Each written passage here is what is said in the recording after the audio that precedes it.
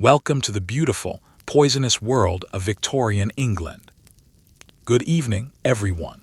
Tonight we're climbing into a time machine set for the 19th century, to a period so obsessed with propriety, order, and the appearance of respectability that it built an entire civilization on top of a foundation of arsenic, opium, and unspoken horror.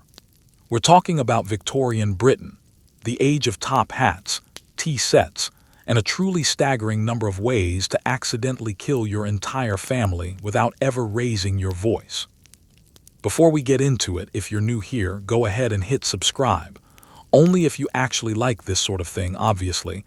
I'm not going to beg. And a genuine thank you to the subscriber who requested this one in the comments a few weeks back. You know who you are, and honestly, your taste in historical nightmares is impeccable. Keep those requests coming, because they genuinely shape what ends up on this channel. If you'd rather listen to this than watch it, we're on Spotify now too, links down in the description, so you can let 19th century England quietly ruin your commute. Now go ahead, dim the lights, get comfortable, and maybe crack a window, not for any particular reason.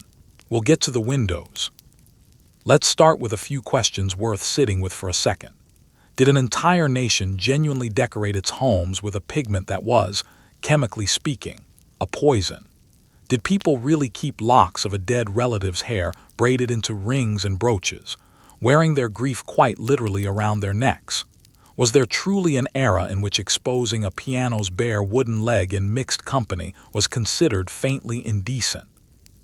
Did families pay professional photographers to pose their deceased children as though they were merely resting?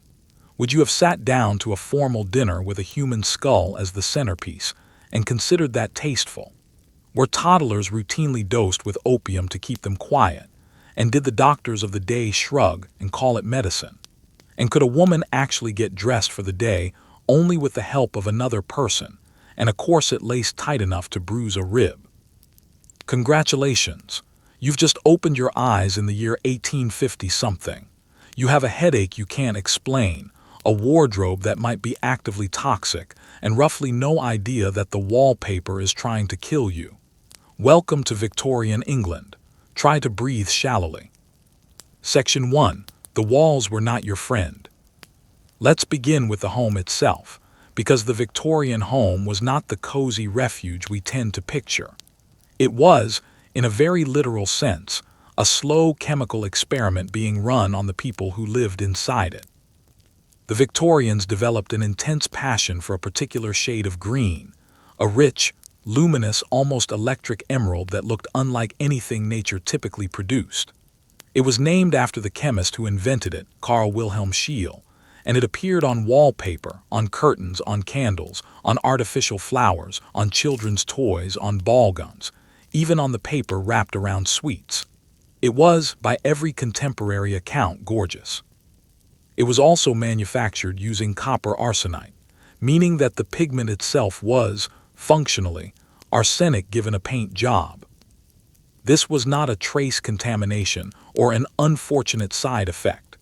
The green dye was saturated with the stuff, plastered across the walls of parlors and bedrooms and nurseries in quantities that, once you understand the chemistry, become genuinely alarming. Families living inside these rooms reported a familiar litany of complaints: persistent headaches, nausea, exhaustion, a low background hum of feeling generally unwell. And their physicians, working with the medical understanding of the day, blamed everything from weak constitutions to poor moral discipline to simply bad air. Here's the strange twist. The doctors weren't entirely wrong about bad air being the culprit. They just had no idea where it was actually coming from. Damp Victorian wallpaper frequently grew a mold, and that mold, when it came into contact with the arsenic compounds in the green dye, converted them into a gas called trimethylarsine, an invisible, faintly garlic-scented poison that seeped into a room's atmosphere and simply stayed there, quietly making everyone inside feel dreadful in a way nobody could quite trace back to its source.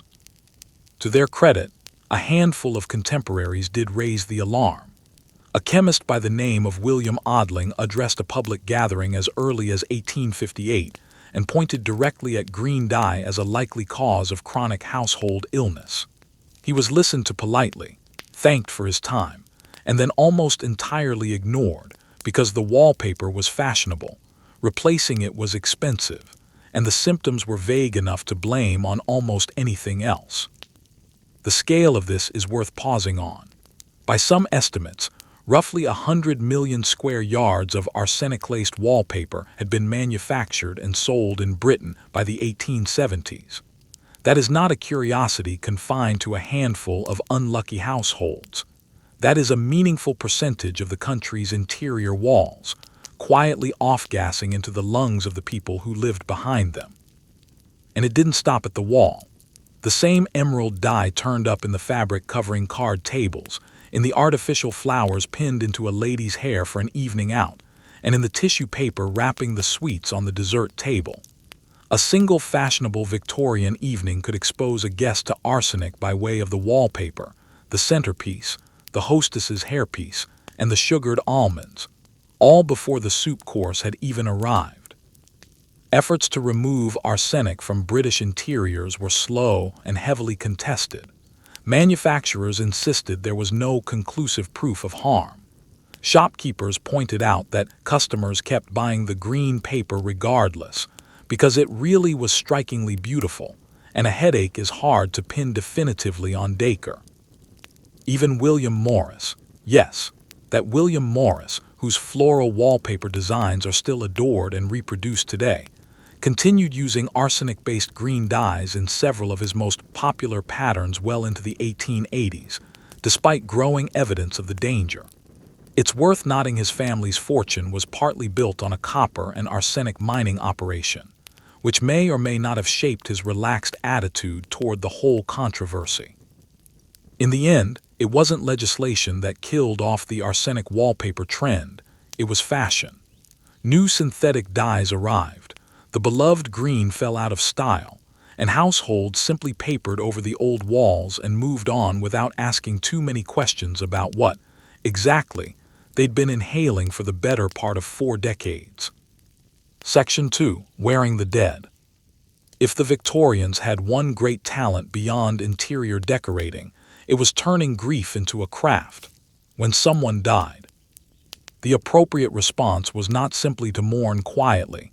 It was to take a lock of the deceased's hair, braid it into an intricate pattern, seal it beneath glass, and wear it against your skin for the rest of your life. This wasn't seen as strange or excessive. It was expected. Mourning jewelry was a genuine, thriving industry. Jewelers offered full catalogs of hairwork designs, rings, brooches, bracelets, pendants, even elaborate wall-mounted displays that hung in the parlor like a family portrait, except the portrait in question was constructed entirely from human hair. Families compared pieces the way people today might compare wedding photography packages, and the more devoted mourners would sometimes commission a single elaborate arrangement weaving together hair from several deceased relatives at once. An object that reads today as either deeply moving or deeply unsettling, largely depending on how you feel about hygiene and how many of those relatives died of something contagious. The custom predates Victoria's reign, but she is the one who turned it into something close to a national institution. When her husband, Prince Albert, died in 1861, the Queen did not simply grieve, she institutionalized the grieving. She wore black for the remaining 4 decades of her life. She kept a plaster cast of his hand on the pillow beside her. She had his clothes laid out fresh each morning as though he might reappear and require them, and she ordered hot water brought to his old room daily for shaving, decades after there was anyone left to shave. A country that already took mourning seriously looked at its monarch and concluded, apparently, that it hadn't been taking it seriously enough. Hair held a specific emotional weight that other keepsakes couldn't match, because unlike almost everything else about a person, it didn't decay. It kept its color, its texture, its essential there-ness. A lock of a child's hair pressed under glass was a way of keeping that child close after everything else about them had gone, and given how brutal Victorian child mortality rates were, this was a comfort an enormous number of households needed, not an occasional one. The craftsmanship involved could be genuinely remarkable. Skilled hairworkers, and this was a recognized professional trade, braided strands into delicate floral patterns, coiled them into miniature scenes, or wove them so finely they were nearly indistinguishable from gold wire. Ladies' magazines printed instructions for the amateur version, folding hairwork into the same category of respectable domestic pastime as embroidery or watercolor painting. One more quiet, solitary activity to fill the many quiet, solitary hours Victorian women were expected to occupy. Men participated too, though usually more discreetly, a hidden compartment behind a signet ring stone, a lock tucked into a watch fob, a small brooch worn close to the chest. The sentiment crossed every class line. A duchess might commission an elaborate gold and jet brooch. A factory laborer might simply knot a single lock into a plain frame. The grief was identical, only the budget changed. What's genuinely striking, looking back, is how direct the whole practice was. There was no symbolism standing in for the person, no flowers gesturing vaguely at absence. This was the person, physically, worn against your skin. You carried them with you. And the Victorian world looked at that and didn't see anything morbid about it at all. It saw a correct, dignified way of acknowledging that some losses simply don't fade on schedule and shouldn't be expected to. Whether you'd wear a brooch woven from your own grandmother's hair is a question worth sitting with for a moment in the quiet. Section 3. A spoonful of opium for the baby. Open a Victorian medicine cabinet and you'd find a remarkably permissive little pharmacy. Tired. There was something for that. Anxious. Something for that too. Teething baby screaming at 3 in the morning, and really, who could blame the baby? There was, without question, something for that. That something was laudanum, opium dissolved in alcohol, sold over the counter at any respectable chemist's shop, marketed to adults and infants alike with all the casual confidence of a company selling flavored throat sweets. It was prescribed for headaches, menstrual cramps, coughs, diarrhea, grief, insomnia, and the ever-useful catch-all diagnosis of nervousness. Mothers rubbed it onto teething gums. Nurses dosed infants with it directly. The general public bought it by the bottle, took it by the spoonful, and periodically wondered why they felt so foggy and struggled to face the morning without it. The dosing guidance, where it existed at all, was hardly reassuring. Labels instructed users to take a few drops, not exactly a rigorous unit of measurement when the active ingredient is opium. Potency varied wildly between batches and manufacturers, meaning a dose that did nothing for a regular user could send a first-time user into serious respiratory trouble, a risk that pharmacists were generally aware of and generally didn't print on the bottle. Thomas de Quincey published his memoir on the subject in 1821, walking readers through in considerable detail what it felt like to take the drug recreationally and then discover you couldn't stop. It was widely read, mildly scandalous, and had essentially zero impact on laudanum's popularity, which continued climbing steadily for the rest of the century. Elizabeth Barrett Browning relied on it for years. Samuel Taylor Coleridge was famously dependent on it. Wilkie Collins, author of some of the era's most gripping detective fiction, consumed it in such quantities that he eventually reported being followed around by a hallucinated double of himself, which is generally the sort of symptom that suggests a change of treatment plan might be in order.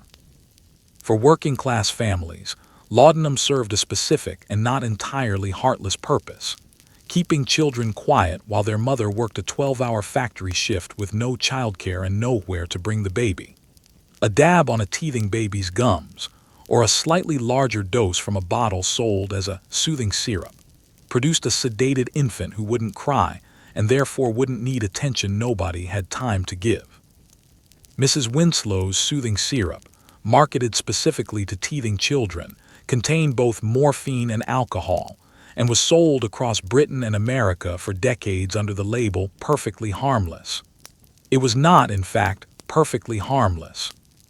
The eventual decline of over-the-counter opiates came not through some sudden moral awakening, but through slow, grinding legislation.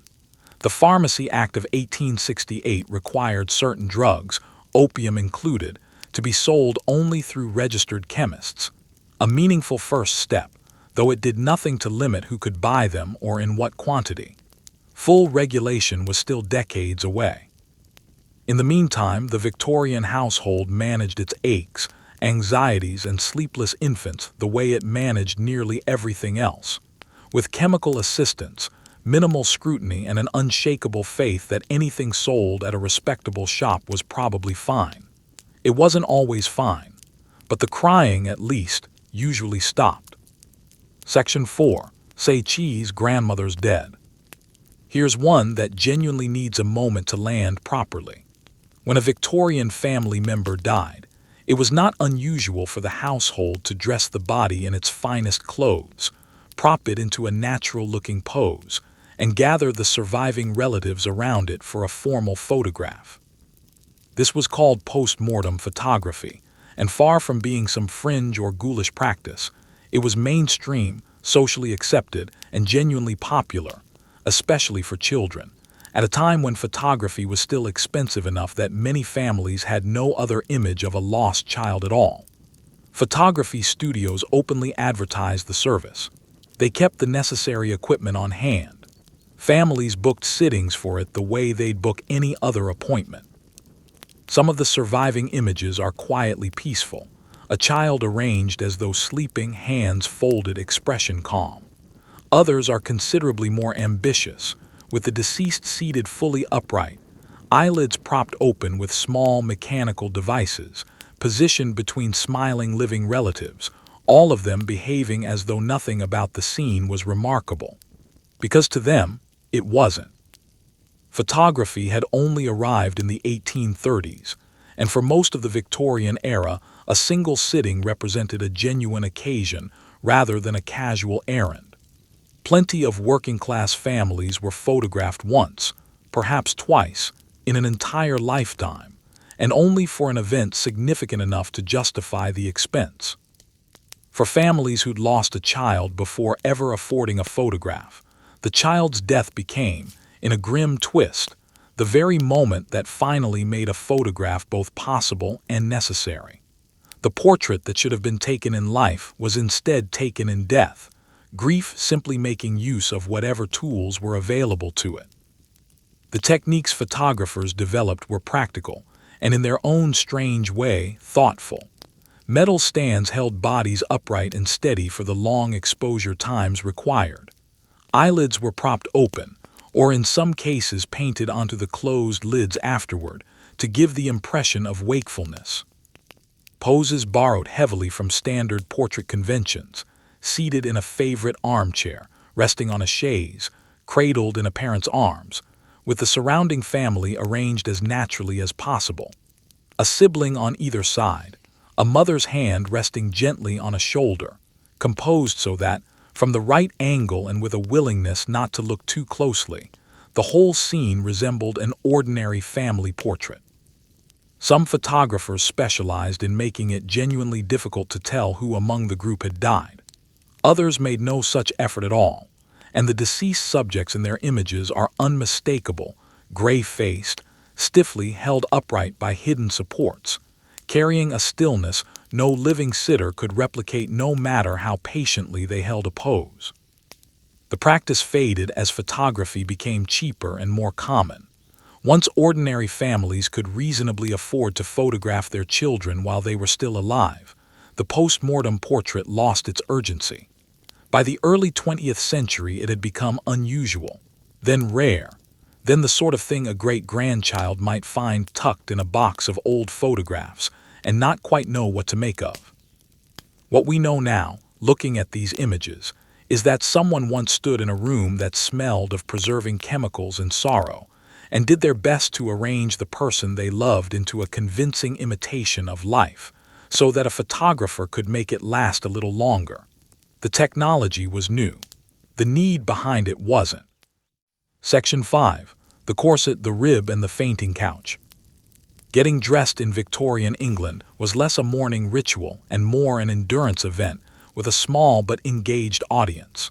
For women, the centerpiece of the whole production was the corset, a rigid, heavily boned garment laced tight enough to reduce the waist by several inches, rearrange the internal organs into new and creative configurations, and turn a full, deep breath into a theoretical exercise rather than a practical one.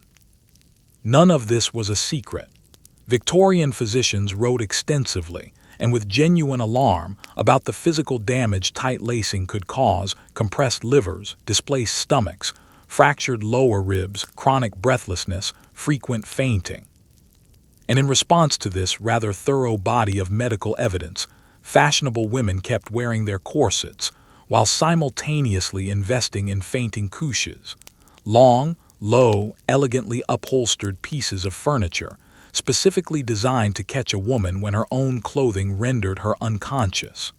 The fainting couch wasn't a decorative flourish, it was infrastructure. To understand why the corset survived so much medical criticism, you have to understand what it represented socially. A narrow waist wasn't simply an aesthetic preference. It was read as visible evidence of self-discipline, moral seriousness, and refinement. A woman who laced tightly was demonstrating, publicly and daily, that she was not the sort of woman who let herself go. That the discipline involved was, structurally speaking, entirely passive. You put the garment on and it did the restraining for you was not considered to undercut the message in the slightest. You still had to endure wearing it every single day, which was its own form of commitment. The tight lacing debate split Victorian society into two genuinely passionate camps. On one side stood the reformers, doctors, dress reformers, early feminists, who published pamphlets and illustrated diagrams showing precisely what a corset did to the internal architecture of the human torso. Some of these illustrations were legitimately alarming, showing ribs shifted out of position and organs displaced from where nature had originally intended to keep them. On the other side stood women who wrote impassioned letters to fashion magazines defending the corset in terms ranging from aesthetic to frankly medical, insisting that proper support was beneficial rather than harmful, and that their own doctors agreed. Some doctors genuinely did agree, which tells you plenty about the state of Victorian medicine. And the corset was only one piece of a much larger production. A fully dressed, fashionable Victorian woman was, in rough order, wearing a chemise, drawers, a corset cover, a crinoline or bustle depending on the decade, one or more petticoats, a dress with its own internal bonning, a train, sleeves requiring their own internal support, a collar, a brooch, gloves, and a hat secured with pins long enough that a later generation would classify them as potential weapons.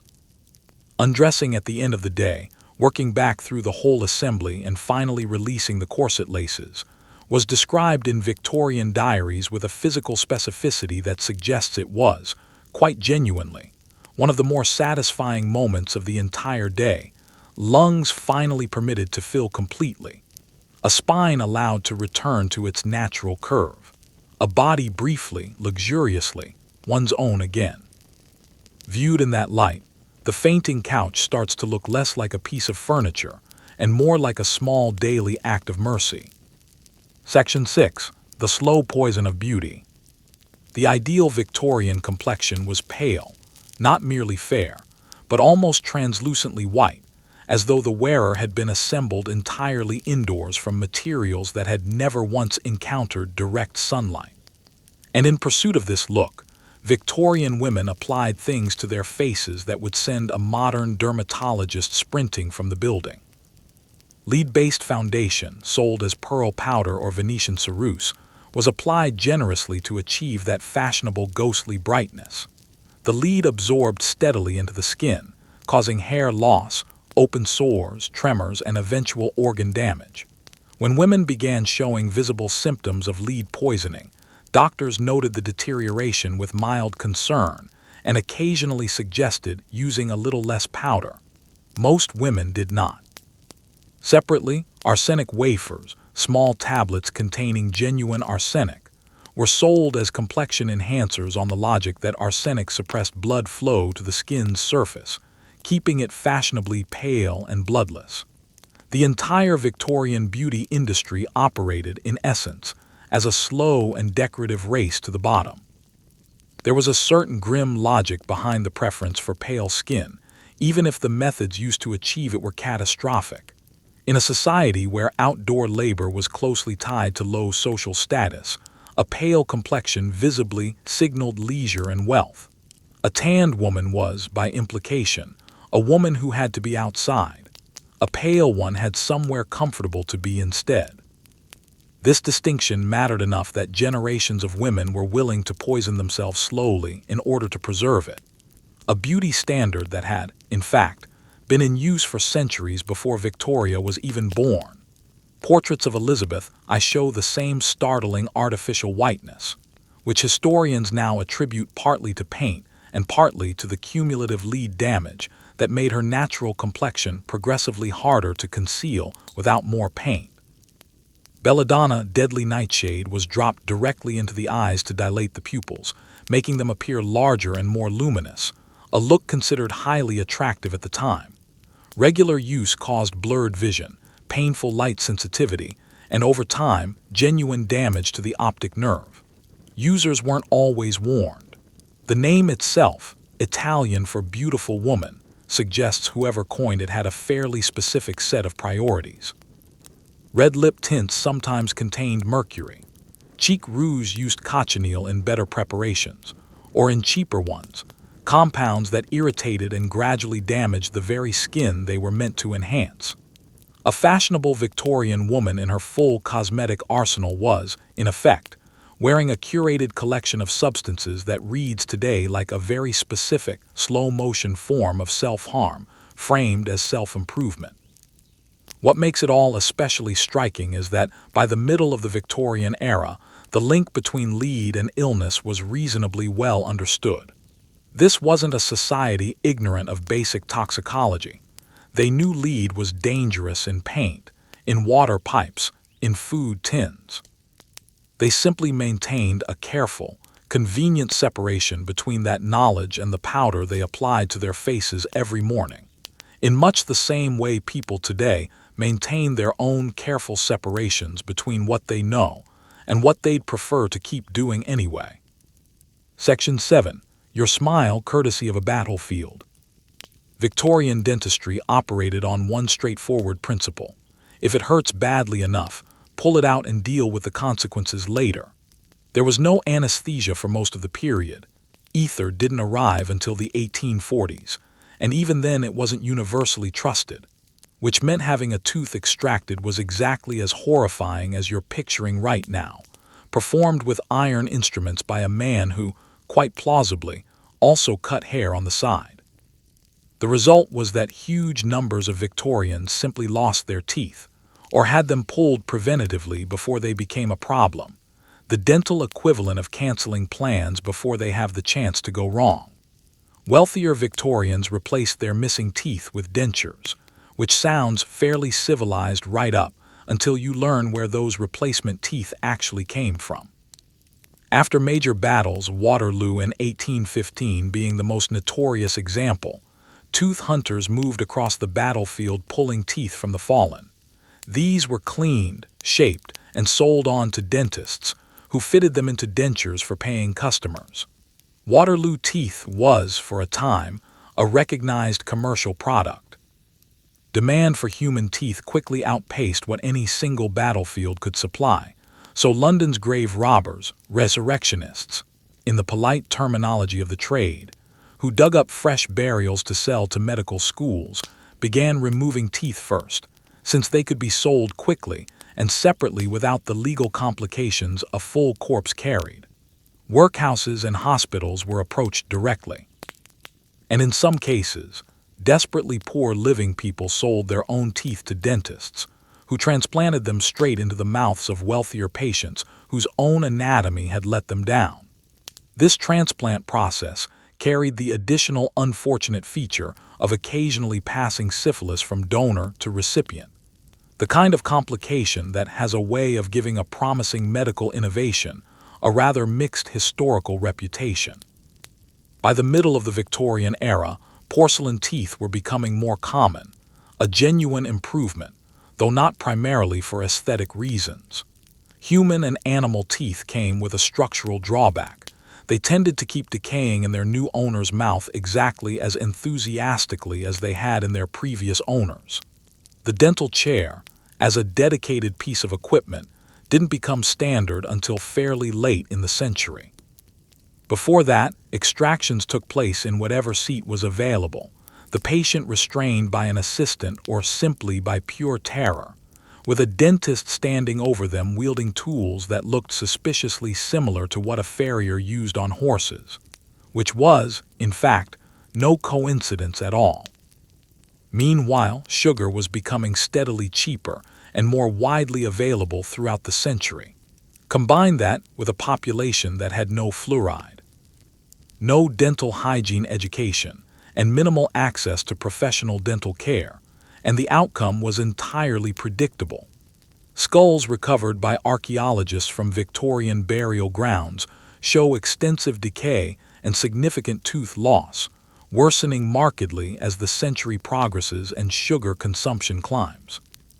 Curiously, the upper classes, who could afford both more sugar and more dentistry, sometimes ended up worse off than the poor, who ate less sugar but also received far fewer interventions, producing an equally grim outcome by an entirely different route. By the time of the First World War, the dental condition of British military recruits was alarming enough to prompt official government reports. The army began providing dental care. Schools began teaching children to brush. The connection between diet, hygiene, and keeping your teeth into old age slowly entered public awareness, arriving, as these things so often did, well after most of the damage had already been done. Section 8. A card left at the wrong angle could ruin you. Long before telephones or email allowed anyone to casually reach out to another person without ceremony, Victorian society ran on the calling card system, an elaborately coded social protocol requiring you to carry small engraved cards bearing your name, and where applicable, your title, to leave at the homes of people you wish to acknowledge or visit. That sounds simple. It was not simple. There was an entire silent vocabulary built into exactly how a card was left. Folding the upper right corner signaled you had delivered it in person rather than sending a servant. Folding the lower left corner indicated you were departing the area entirely. Leaving a card without requesting entry meant a courtesy call rather than a wish to meet. Leaving 2 cards, one for the lady of the house, one for the gentleman, was standard practice, and leaving the wrong number of cards was, itself, a small social error. Failing to return a received card within a reasonable window was an unmistakable insult. And if you'd received a card from someone you had no wish to keep up a relationship with, you had to navigate the genuinely delicate art of not returning it in a way that didn't look, to everyone involved, exactly like the deliberate snub it was.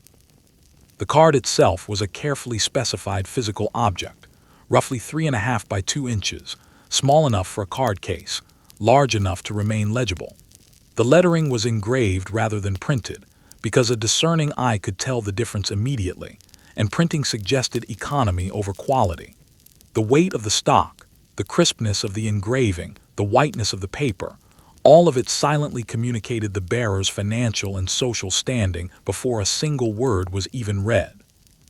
A flimsy card in an undistinguished typeface said something about you, and what it said was not flattering.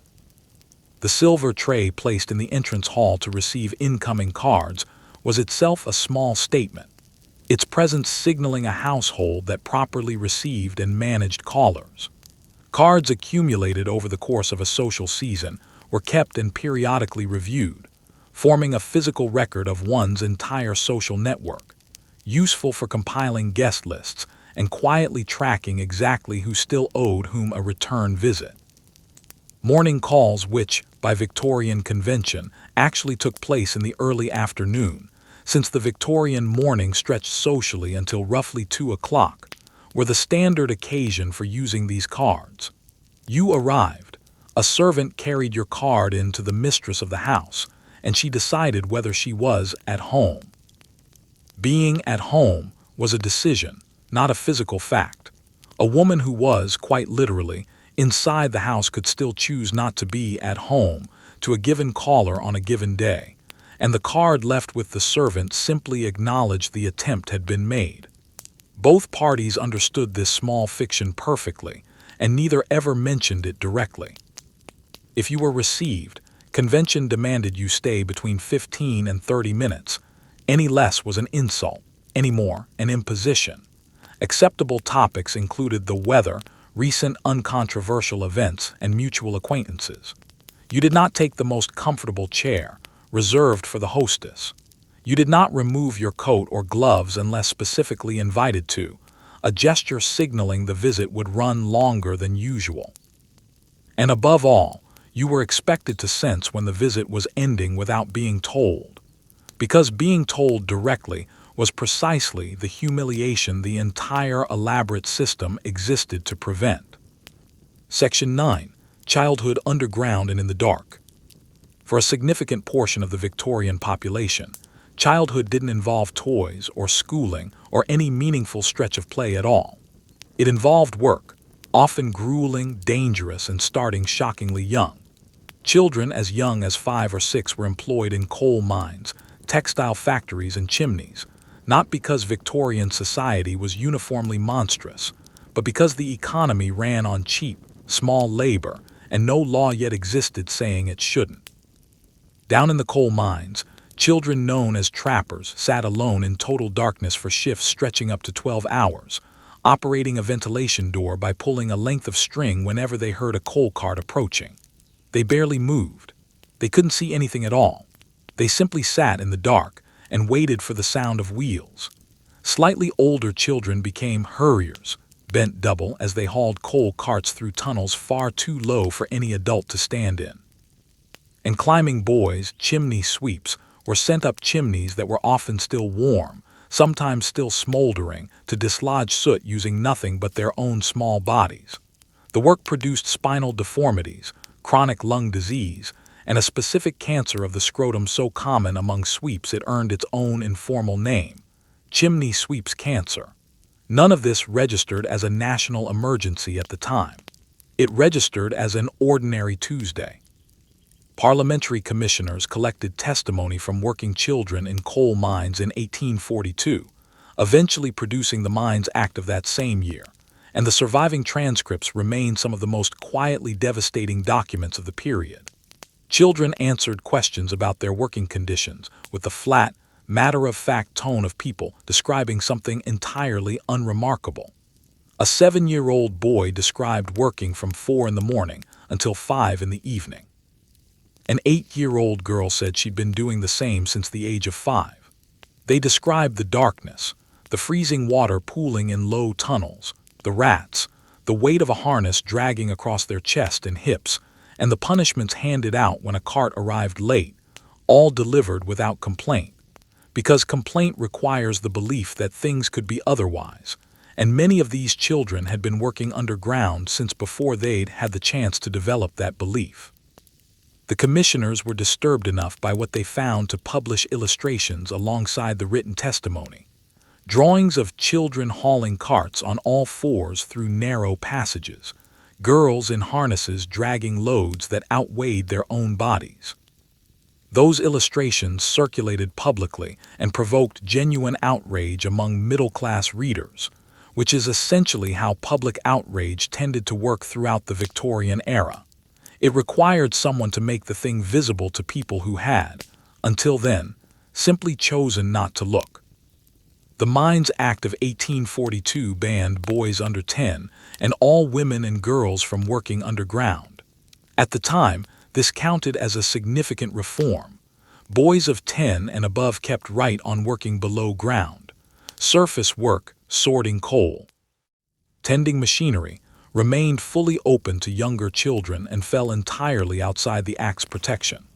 Factory reform followed a similarly gradual, contested, incomplete path. The 10 Hours Act of 1847 limited working hours for women and children in textile mills to 10 hours a day. Manufacturers warned it would cripple British industry. Industry, it turned out, survived just fine. Compulsory education, introduced in stages from 1870 onward, was arguably the single most effective intervention of all, not because it shifted anyone's underlying attitude toward child labor, but because it simply occupied children's daytime hours with school, making the casual full-time employment of very young children logistically difficult. By the century's end, the image of the 9-year-old trapper sitting alone in the dark, pulling a string, had shifted from a current reality into a historical curiosity. It had taken the better part of 60 years, and it had taken being shown the pictures, before enough people in a position to act, finally, decided the situation was unacceptable enough to do something about. Section 10. The river that made Parliament suspend itself. Before the flush toilet reached ordinary Victorian homes, the standard approach to human waste in most cities was simple: produce it, ignore it, and let it become someone else's problem further downstream. Early Victorian London ran largely on the cesspit system, pits dug beneath houses, theoretically emptied on a regular schedule by so-called night soil men, practically overflowing into neighboring foundations, cellars, and eventually straight into the Thames. The river, which also happened to be the city's principal source of drinking water, became so foul by the mid-19th century that Parliament was forced to suspend its own sessions during the summer of 1858, an event now remembered as the Great Stink, because the smell drifting off the water outside the building was simply too overwhelming for lawmakers to function inside it. That, ultimately, was the event that finally kicked off construction of London's proper sewage system. Before that, a city of roughly 5 million people had been living essentially inside its own waste, and nobody in a position of authority had found that quite alarming enough to act on. The Great Stink stands as a near-perfect illustration of the gap between knowing a problem exists and finding it urgent enough to actually fix. Londoners had understood the Thames was contaminated for decades. They'd also known, thanks to Dr. John Snow's meticulous investigation of the 1854 Broad Street cholera outbreak, that contaminated water was directly responsible for cholera, a disease that periodically killed tens of thousands of Londoners across the century. Public health reformer Edwin Chadwick had been publishing reports linking sanitary conditions to disease since the 1840s. None of this information was hidden. It sat in official reports, in newspaper columns, in death toll statistics that correlated tightly with proximity to contaminated water. Parliament finally acted once the smell reached its own windows. The engineer Joseph Bazalgette designed London's new sewage network, over 1,000 miles of street sewers feeding into more than 80 miles of intercepting main sewers, along with pumping stations to move waste well downstream of the city's water intake points. Construction began in 1859 and took a full decade. Remarkably, the system still functions today. Bazalgette got a small plaque on the embankment for his trouble. He arguably deserved rather more. The flush toilet itself, a water cistern releasing into a bowl to carry waste away, wasn't actually invented by Thomas Crapper, despite the popular story. The mechanism was developed gradually by several engineers across multiple decades, and Crapper, though a genuine and successful plumber, was more of an able manufacturer and refiner of the technology than its true originator. A mild disappointment to anyone hopping for a tidy etymological connection, and it's easy to see why people keep hopping. What the flush toilet actually needed, in order to function usefully rather than catastrophically, was a proper sewage system to connect to. Wealthy households that installed flush toilets before that infrastructure existed sometimes plumbed them straight into their existing cesspits, which then filled faster and needed even more frequent emptying, or connected them to street drains never designed for the purpose, or connected them to nothing meaningful at all, creating a new, more concentrated, entirely local version of the exact same problem. The combination of clean water supply and functioning waste removal that gradually spread across Britain over the second half of the century was, statistically, the single most significant public health achievement of the entire era, more significant than any individual medical breakthrough, more significant than any new pharmaceutical. Clean water and working sewers reduced cholera, typhoid, dysentery, and infant mortality in ways nothing else from the period came close to matching. The Victorians got there eventually. They simply needed the smell to reach the people holding the checkbook. Section 11. Strap a battery to it and hope. Once Victorian doctors got their hands on electricity, sometime in the mid-1800s, they became wildly, almost giddily optimistic about what it might cure. The answer, as far as much of the medical establishment was concerned, was more or less everything. Electric belts were sold as treatments for impotence, back pain, rheumatism, kidney trouble, and the broad, vague catch-all of general weakness. You strapped a small battery to your torso, ran a mild current through it, and waited to feel improved. Electric baths existed too, in which a patient sat in a tub of water carrying a gentle current. Electric hairbrushes promised to stimulate the scalp and reverse hair loss. Genuine physicians administered electric shocks to paralyzed limbs with real therapeutic intent, sometimes helping, sometimes making things measurably worse in ways not always obvious right away. Electric corsets were marketed to women with the promise that a running current would tone and tighten the body underneath, which would be remarkable if it were true, and was, in fact, not true at all. The enthusiasm made a certain intuitive sense given the moment. Electricity was brand new, invisible, powerful, and not yet properly understood by anyone, including many of the people selling products built around it. It moved things that had never moved before. It produced light out of nothing. It could carry a message across vast distances in an instant which felt, to people encountering it for the first time in their lives, close to miraculous. If electricity could power a telegraph and light a room, it wasn't obviously unreasonable to assume it might also fix a bad back. The logic was wrong. The leap was, at least, understandable, and the Victorian medical establishment made that leap with both feet and considerable enthusiasm. The electric belt was probably the single most commercially successful product of this whole category, manufactured by several competing firms and advertised heavily in newspapers and popular magazines. It typically consisted of alternating zinc and copper discs sewn into a belt worn directly against the skin, generating a mild current once activated by perspiration. The advertising copy promised restored vitality and relief from nervous exhaustion, using language just vague enough to suggest the actual target complaint was something the advertiser preferred not to name outright. That target market was largely men suffering what the era delicately termed a loss of manly vigor, a phrase requiring no further explanation whatsoever. Women weren't left out of the electrical treatment market either.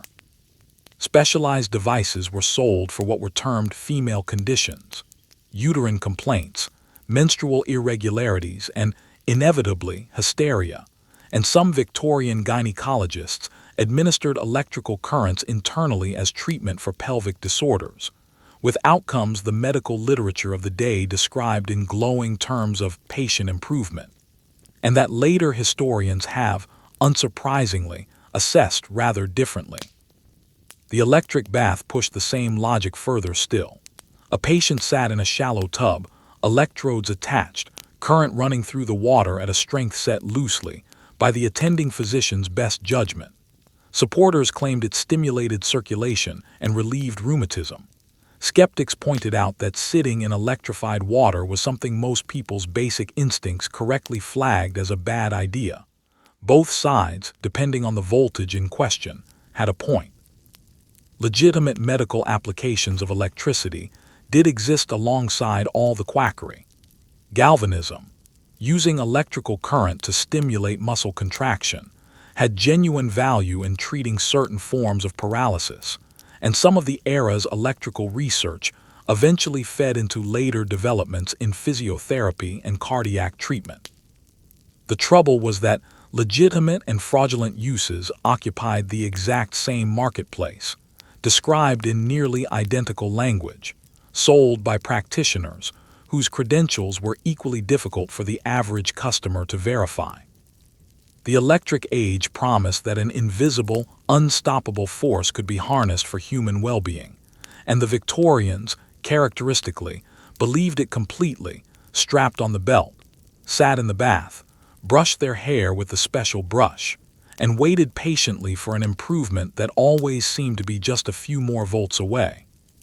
Section 12. Grief as a uniform. Victorians took death extremely seriously, socially, elaborately, almost aggressively seriously. When someone in a household died, the expected response was immediate and comprehensive. Mirrors were covered, so the departing soul couldn't accidentally become trapped inside its own reflection. Clocks were stopped at the exact moment of death. Black crepe was hung on the front door to announce the household's loss to the whole street, and black armbands, black-bordered stationery, and black-edged calling cards were deployed with something close to logistical precision. For women, the expectations were especially demanding. A widow was expected to wear full mourning black, head to toe, no jewelry besides jet, for a minimum of 2 years, followed by a further year of half mourning, during which muted purples and grays were permitted, before a gradual, socially sanctioned return to ordinary colors. Some women simply stayed in black for decades, sometimes out of genuine, ongoing grief, and sometimes because rebuilding an entire wardrobe from scratch was more trouble than it was worth. Men, predictably, got off far more lightly. 6 months with a black armband, and then it was business as usual. That asymmetry wasn't accidental. A widow was defined socially by her loss in a way a widower simply wasn't, because a Victorian woman's social identity was built almost entirely around her relationship to a man. Without a husband, she occupied a category the culture felt needed to be visibly marked. The black dress wasn't purely an expression of grief. It functioned as information, broadcast to everyone she encountered, about her status and the correct way to approach her. A widower kept his profession, his income, his household, and his standing intact, requiring no such visible marker at all. He grieved privately and carried on, which was considered appropriately masculine behavior. The funeral itself was a full production, scaled to a family's means and, critically, to the neighborhood's expectations. A funeral that looked insufficiently impressive sent a message, and not a flattering one. Undertakers offered full packages. Black-plumed horses drew the hearse. Professional mourners, known as mutes, stood silently at the door and followed the procession, hired specifically to add visible gravity to proceedings regardless of how many genuine mourners actually turned up. Paid professional mourners sound like a modern invention played for satire. They were, in fact, a real and thoroughly established Victorian trade. The expense involved was significant enough that working-class families paid into funeral clubs their entire lives. Small weekly contributions accumulated over years to guarantee a decent, respectable burial. Because a pauper's funeral, in which the parish buried you in an unmarked grave with no ceremony at all, was considered among the worst fates that could befall a respectable family. People who genuinely couldn't afford enough food in a given week still kept up their funeral club payments. The dead, in a very real sense, mattered more than the living could afford to acknowledge out loud. Black-bordered stationery was used for correspondence throughout the mourning period, the width of the border gradually narrowing month by month, wide immediately after the death, thinning steadily as grief was formally understood to be receding, until it disappeared entirely, and correspondence returned to plain white, a quiet, legible signal to any observant recipient that the required mourning period had elapsed, and the family was rejoining ordinary social life. Queen Victoria, characteristically, sat at the extreme far end of the spectrum. After Albert's death in 1861, she remained in mourning black until her own death 40 years later in 1901, an entire nation absorbing this as more or less normal, as though the monarchy's natural resting state was perpetual widowhood. She wasn't defying the system by doing this. In her own understanding, she was simply following it. The rules said grief was owed to the dead. Victoria paid it without limit. And a country that had built an entire industry around visible mourning found it genuinely difficult to argue with her logic. Section 13. The pharmacist as dealer. If there's one word that captures Victorian medicine, it's confidence. An extraordinary, unwavering confidence in remedies that would, in hindsight, prove considerably more dangerous than the ailments they were meant to treat. Cocaine was first extracted from coca leaves in 1859 and almost immediately worked its way into a dizzying range of products. Cough drops, throat lozenges, hay fever remedies, and most famously Vin Mariani, a cocaine-infused wine endorsed by Queen Victoria, Pope Leo XIII, Thomas Edison, and Ulysses S. Grant, among others. Heroin, synthesized in 1898, was initially marketed by Bayer, yes, the aspirin company, as a supposedly non-addictive substitute for morphine, and sold over the counter as a cough treatment. Morphine itself was widely prescribed for everything from period pain to general low spirits, and laudanum, combining opium and alcohol in one convenient bottle, was routinely given to children. The average Victorian pharmacist was, functionally, a very well-stocked dealer with excellent penmanship and a respectable shopfront. Cocaine's appeal made a certain amount of medical sense at the time, because it genuinely worked for several narrow applications. Applied to the throat, it numbed pain and suppressed coughing fits. Applied to the nose, it cleared congestion almost instantly. Applied to the eye before surgery, it provided real, useful local anesthesia, allowing delicate eye operations to proceed without putting the patient fully under. The Viennese ophthalmologist Karl Koller established this application in 1884 and was celebrated across the medical world for it.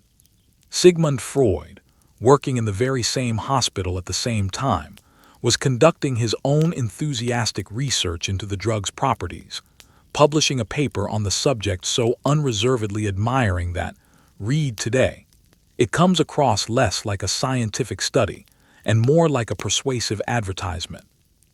Freud recommended cocaine as a treatment for morphine addiction, introducing patients to a second dependency while attempting to solve the first, as well as for depression, fatigue, digestive troubles, and what he termed neurasthenia, a Victorian catch-all diagnosis for the general exhaustion of modern life, apparently every bit as widespread in 1884 as it feels in any subsequent era. Vin Mariani deserves particular attention, because its marketing was extraordinary even by the standards of an age with essentially no advertising regulation whatsoever. The wine contained several milligrams of cocaine per fluid ounce, extracted by steeping coca leaves directly in Bordeaux wine. It was marketed across Europe and America as a general tonic, suitable for the elderly, for convalescents, for athletes, and for anyone simply hopping to feel a bit more energetic. Pope Leo XIII appeared on a promotional poster for it. He was far from the only head of state to lend his endorsement. The product won medals at international exhibitions, was served at fashionable dinner parties, and was given to listless children by well-meaning parents. The shift from confidence to genuine alarm happened gradually, and then quite suddenly, as patterns of dependence became impossible to keep ignoring. Cocaine wards began appearing in hospitals. The early cheerful burst of productivity users reported soon gave way to anxiety, paranoia, and physical cravings the earlier medical literature had somehow neglected to predict. Heroin, Bayer's supposedly non-addictive substitute, produced its own dedicated hospital wards within roughly a decade of hitting the market.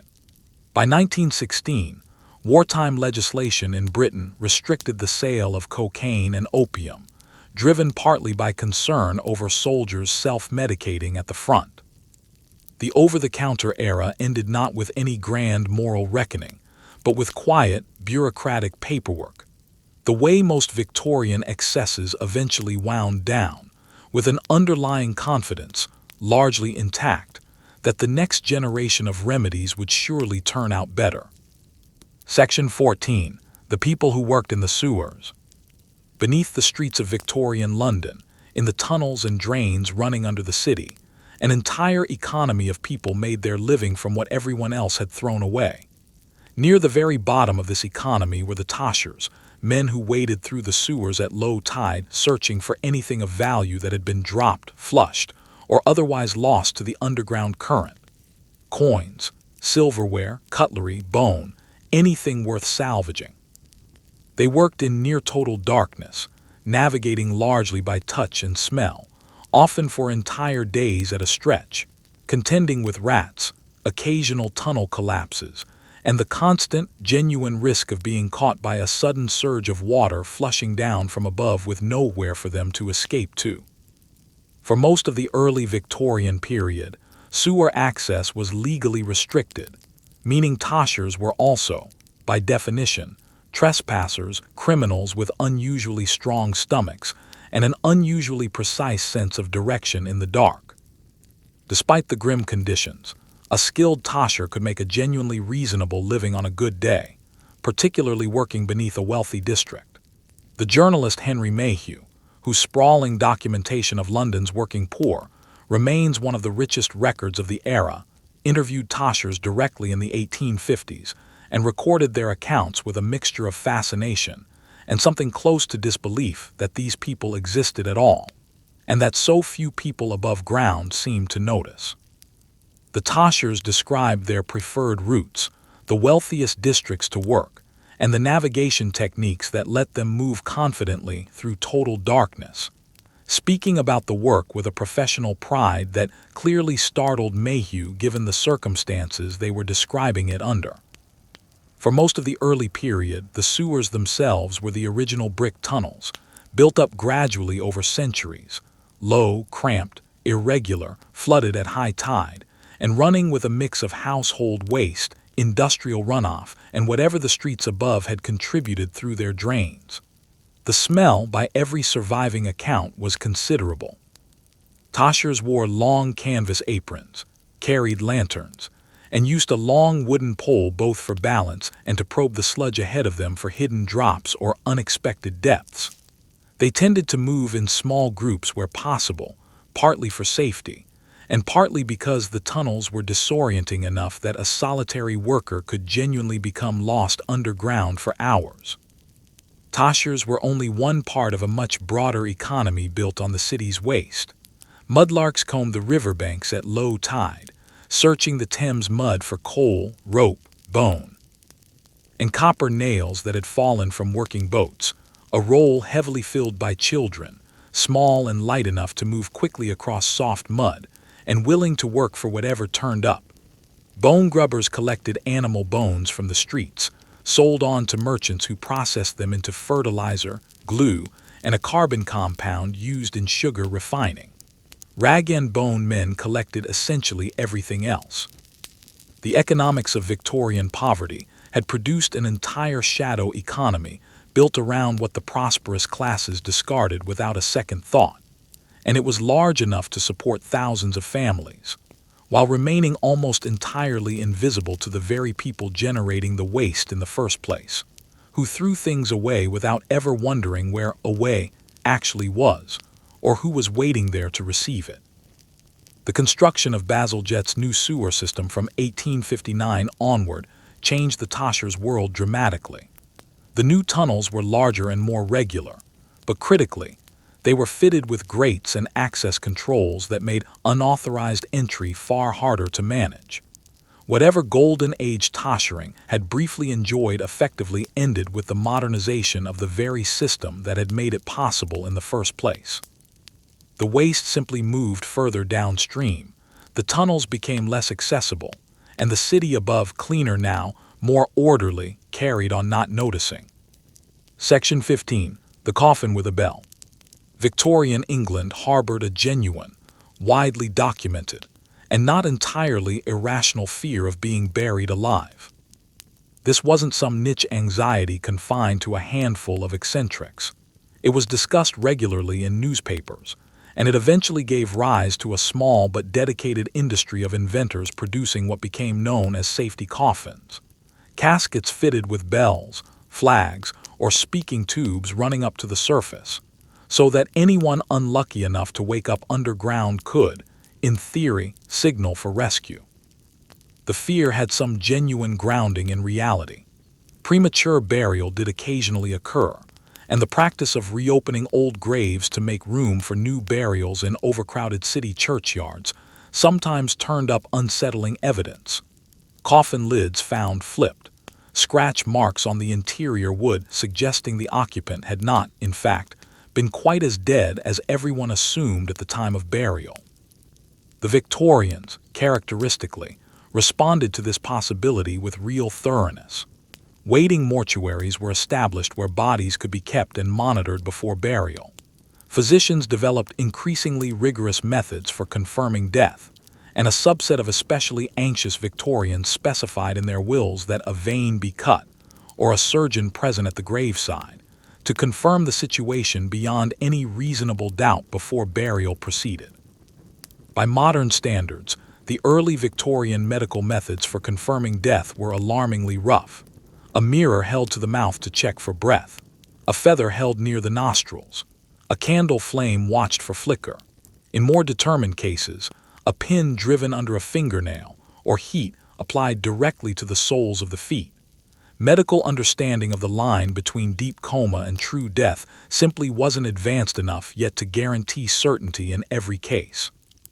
Cholera in particular could produce a collapse so sudden and so total that it occasionally fooled the attending physician outright, which is how several cholera victims across the 1840s and 1850s ended up, according to surviving accounts, sitting up or knocking against the lid of their own coffin. The safety coffin inventors approached the problem with genuine ingenuity. A German patent from 1822 described a coffin fitted with a tube connecting the burial chamber directly to the surface, allowing air to be pumped down and sound to travel up. A spring-loaded lid mechanism could be triggered by movement from inside, automatically raising a flag above ground. By the later decades of the century, several competing designs were on the market, each offering its own combination of bells, speaking tubes, and emergency ventilation systems.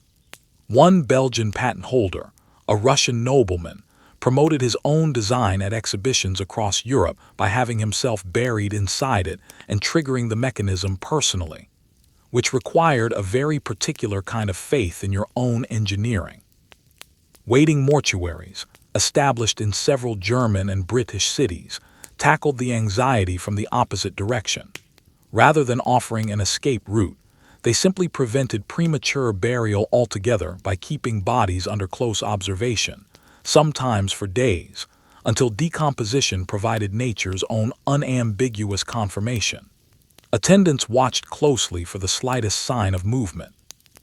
The system worked reasonably well as a public health measure, and presumably rather less well for the attendants stationed around the clock in a building full of bodies at various stages of increasingly settled certainty. The fear gradually faded as medicine improved, as the stethoscope became a standard, reliable tool, and as the understanding of comatose states advanced enough that clinical death could finally be established with genuine precision. Safety coffins became curiosities. Waiting mortuaries closed their doors. The bells went permanently silent, though anyone who has spent enough time reading old Victorian newspapers will tell you the underlying anxiety never entirely disappeared. Section 16. Come one, come all, come stare.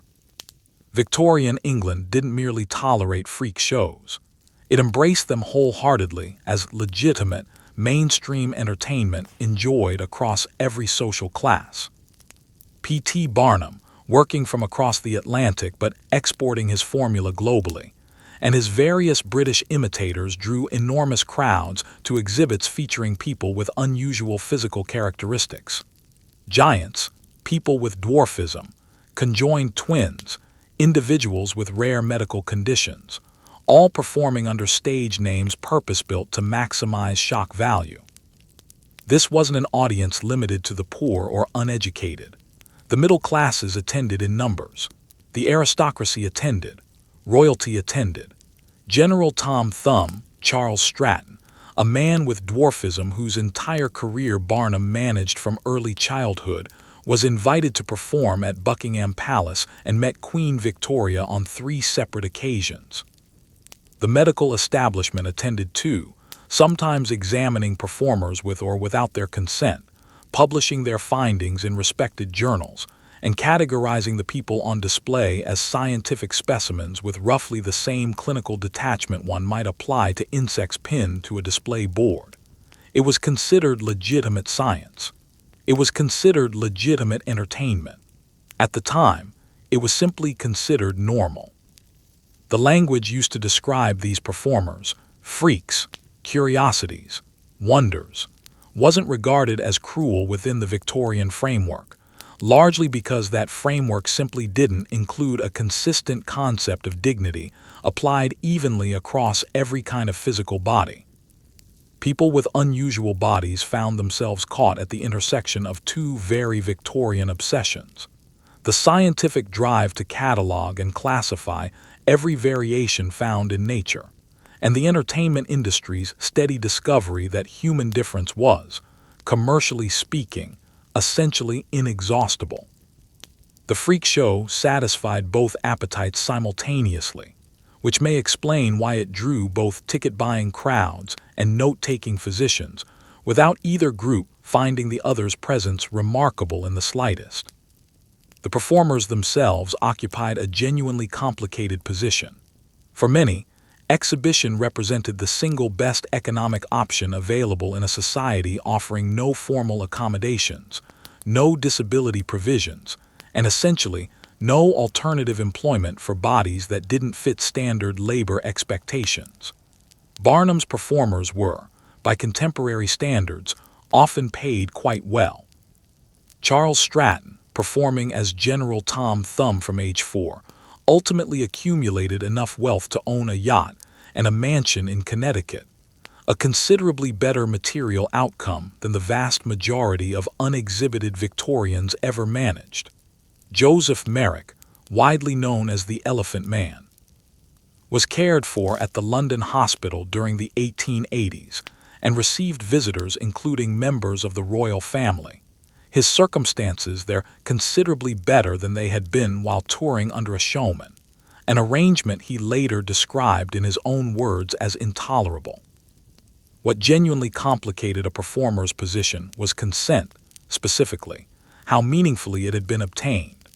Children were exhibited by parents or managers making decisions entirely on their behalf. Adults who negotiated their own contracts did so within a marketplace where their realistic alternatives were often genuinely limited, a context that complicates just how voluntary any given arrangement really was. Medical examinations were sometimes actively sought by performers hopping for treatment, and sometimes imposed on performers who became unwitting subjects of research papers they would never read, in which their bodies were described in clinical language owing them nothing at all. The freak show began its slow decline through the late Victorian and Edwardian periods, as changing attitudes toward disability, driven partly by growing numbers of visibly disabled men returning from later wars, made public exhibition increasingly uncomfortable for wider society. The performers didn't vanish. They migrated into circus sideshows, vaudeville, and eventually film. The audiences didn't vanish either. They simply redirected their appetite for human difference into whatever channels the following century happened to provide, and it provided plenty. Section 17. The deadliest dress in the house. The Victorian love affair with arsenic didn't stay confined to the walls. It moved, quite enthusiastically, straight into the wardrobe. The same brilliant emerald dye used on wallpaper was equally popular for dyeing fabric, and that fabric was made into ball gowns, opera gloves, decorative hairpieces, and artificial flowers. Women wearing these garments absorbed arsenic through their skin over the course of a single evening. The dressmakers and milliners who handled the fabric daily, for hours at a stretch, were exposed far more severely still. Accounts from the 1860s describe factory workers producing artificial arsenic-dyed flowers losing their hair, developing open skin ulcers, and suffering serious damage to their eyes and nasal tissue after prolonged exposure to the dye dust.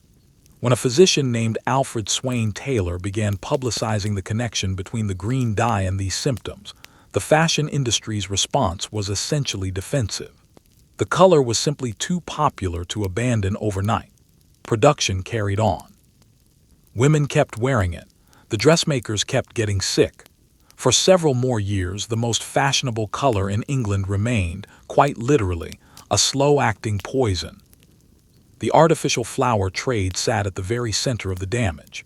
By the 1860s, London alone employed thousands of women manufacturing decorative sprays worn in the hair, pinned to bodices, and arranged into hats. A substantial proportion dyed with that same lethal green. Workers sat at long tables covered in loose dye powder, handling stems and petals for hours on end, breathing the dust and absorbing it steadily through their fingers.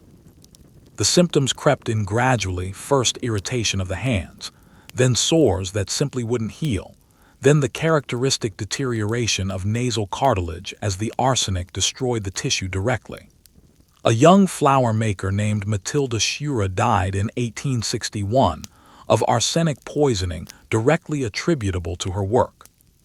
Her case, once documented and publicized, generated genuine public discussion, letters to newspapers, questions raised in Parliament, a burst of concern producing several news cycles before quietly subsiding, the way news cycles tend to, without producing any immediate regulatory change. The flower factories kept operating. The green kept selling. The woman wearing the finished gown sat in a considerably safer position than the woman who'd made it. A single evening in an arsenic green ballgown exposed the wearer to a mere fraction of the dose a factory worker accumulated over months of handling the raw dye. But the dose was never zero, and wearing arsenical fabric directly against the skin for hours, particularly in rooms warmed by bodies and gas lighting where absorption rates only increased, wasn't without its own effect. Skin irritation, rashes, and a puzzling seasonal susceptibility to illness noted among fashionable women during certain social seasons wasn't always connected back to the dresses. But some physicians made the connection anyway, and said so plainly in print. The fashion for arsenic green fabric declined faster than the fashion for arsenic green wallpaper, partly because the worker deaths were more visible and far more directly traceable, and partly because new synthetic aniline dyes were beginning to offer an equally vivid range of colors without the lethal ingredient. By the 1880s, synthetic dyes had largely displaced arsenical compounds in fabric production. The green itself never disappeared. It simply became achievable by considerably less fatal means. What lingered was the lesson the Victorian fashion industry absorbed only partially and quite selectively, that the true cost of making beautiful things could remain entirely invisible to the people who wore them, and that as long as that cost stayed invisible, there was very little commercial incentive to change anything at all. Section 18. Invisible by design.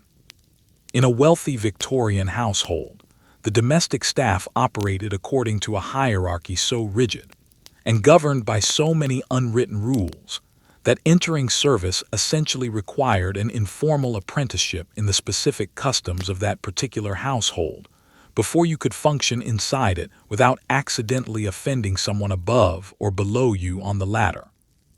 Servants did not speak to family members unless spoken to first. They avoided the main staircase entirely, using separate servants' passages instead. They did not make eye contact with guests, and if a family member unexpectedly encountered a servant in a hallway, the The servant was expected to turn and face the wall until they had passed, preserving the comfortable household fiction that everything simply ran itself, invisibly, without anyone's direct labor. Upper servants, the butler, the housekeeper, the cook, maintained their own separate hierarchy, dined apart from the junior staff, and were addressed by title rather than first name. The scullery maid, at the very bottom of the domestic pyramid, began her day before the household woke and ended it well after everyone else had gone to bed, existing in many households in a state of near total invisibility that wasn't accidental at all, but deliberately maintained. Domestic service was, in fact, the single largest employment category for women in Victorian England. At the peak of the era, roughly 1 in 3 women between 15 and 25 worked in service in some capacity, as housemaids, cooks, laundresses, nursemaids, or ladies' maids. The work was relentless, not remotely glamorous. A scullery maid in a large household might rise at 5:30 to clean and blacken the kitchen range, light it, and begin the first of an endless round of washing every pot, pan, and dish used to prepare 3 or more meals daily for a household of 10 to 30 people. She might not finish until 10 or 11 at night. She received 1 half-day off a week, occasionally 2. Her annual wage sat somewhere around £8 to £12, from which her uniform, usually supplied by the family, was sometimes partially deducted. The hierarchy below stairs was maintained just as carefully as the one above it. The butler oversaw the male staff, managed the wine cellar, and represented the household to tradespeople in the wider world. The housekeeper oversaw the female staff and the household's domestic supplies, carrying the household keys on a ring at her waist as a literal, visible symbol of her authority. These 2 figures dined together, separately from the rest of the staff, a small seating arrangement that communicated their standing just as precisely as the family's own dinner table seating order communicated theirs. Junior servants were addressed by first name, senior servants by title. A footman named James, hired into a household that already employed a footman called James, might simply be renamed on the spot, since keeping a consistent name for the footman was considered a perfectly reasonable convenience for the family, one that comfortably outweighed the new footman's prior claim to his own name. The rules governing servant behavior were extensive and almost entirely unwritten, passed down through observation, correction, and the swift consequences of getting something wrong. A parlor maid who answered the door incorrectly, arranged flowers the family disliked, or was found somewhere in the house she wasn't supposed to be, could be dismissed instantly, and without the written character reference essential for finding another position. Employment without a character reference was, in practice, unemployment, since no respectable household would hire a servant who couldn't produce written proof of honesty, sobriety, and general good behavior from a previous employer. By the century's end, the Victorian servant was becoming something of a cultural sore point. As working-class women gained access to factory work paying comparable wages with fixed hours and Sundays off, fewer and fewer were willing to enter domestic service at all. Household management guides from the 1890s increasingly reflect an anxious, recurring question: where had all the servants gone? The honest answer was that they'd gone wherever conditions were better, and the Victorian household, it turned out, noticed their absence a great deal more than it had ever noticed their presence. Section 19. The Squirrel's Tea Party. Victorians loved nature. They also loved killing it, preserving it, dressing it in tiny clothes, and displaying the results proudly in glass cases in the drawing room. The Victorian taxidermy industry was substantial and remarkably varied, but its single most extraordinary product was anthropomorphic taxidermy, the practice of arranging preserved animals into human poses and full domestic scenes. Frogs dressed in formal wear playing billiards. Kittens seated at tiny school desks in front of a miniature blackboard. Squirrels gathered for an elaborate tea party. These pieces were commissioned, purchased, proudly displayed in respectable homes, and exhibited at major public exhibitions to genuine and widespread admiration. The most celebrated name in the field was Walter Potter, who spent years constructing entire scenes of preserved animals engaged in distinctly human social situations, with a level of obsessive detail that suggests he'd given the matter more considered thought than almost anything else in his life. The Victorian public found this delightful, without a trace of irony. There were no real concerns raised about the aesthetics of it. The work appeared approvingly in respectable home decor guides of the period. The frog, so to speak, played happily on. The broader taxidermy industry operated on several levels at once. At the scientific end, natural history museums were rapidly assembling collections of preserved specimens representing a distinctly Victorian ambition to catalog and physically contain the entire natural world under one roof, organized precisely by class and genus, and displayed under glass for the education of the visiting public. London's Natural History Museum, opened in 1881, stood as the grandest single expression of this impulse, but it existed on a continuum stretching from the national institution all the way down through provincial museums, private gentlemen's collections, and the modest glass domes of suburban parlors where a stuffed fox or a mounted salmon from a good day's fishing hung on the wall with all the pride of a genuine trophy. At the purely decorative end, taxidermy simply functioned as interior design. Fashionable Victorian homes displayed preserved animals the way other eras displayed vases or paintings. A glass dome enclosing a brightly colored exotic bird was a standard parlor ornament. Stag heads mounted on oak shields lined hallways.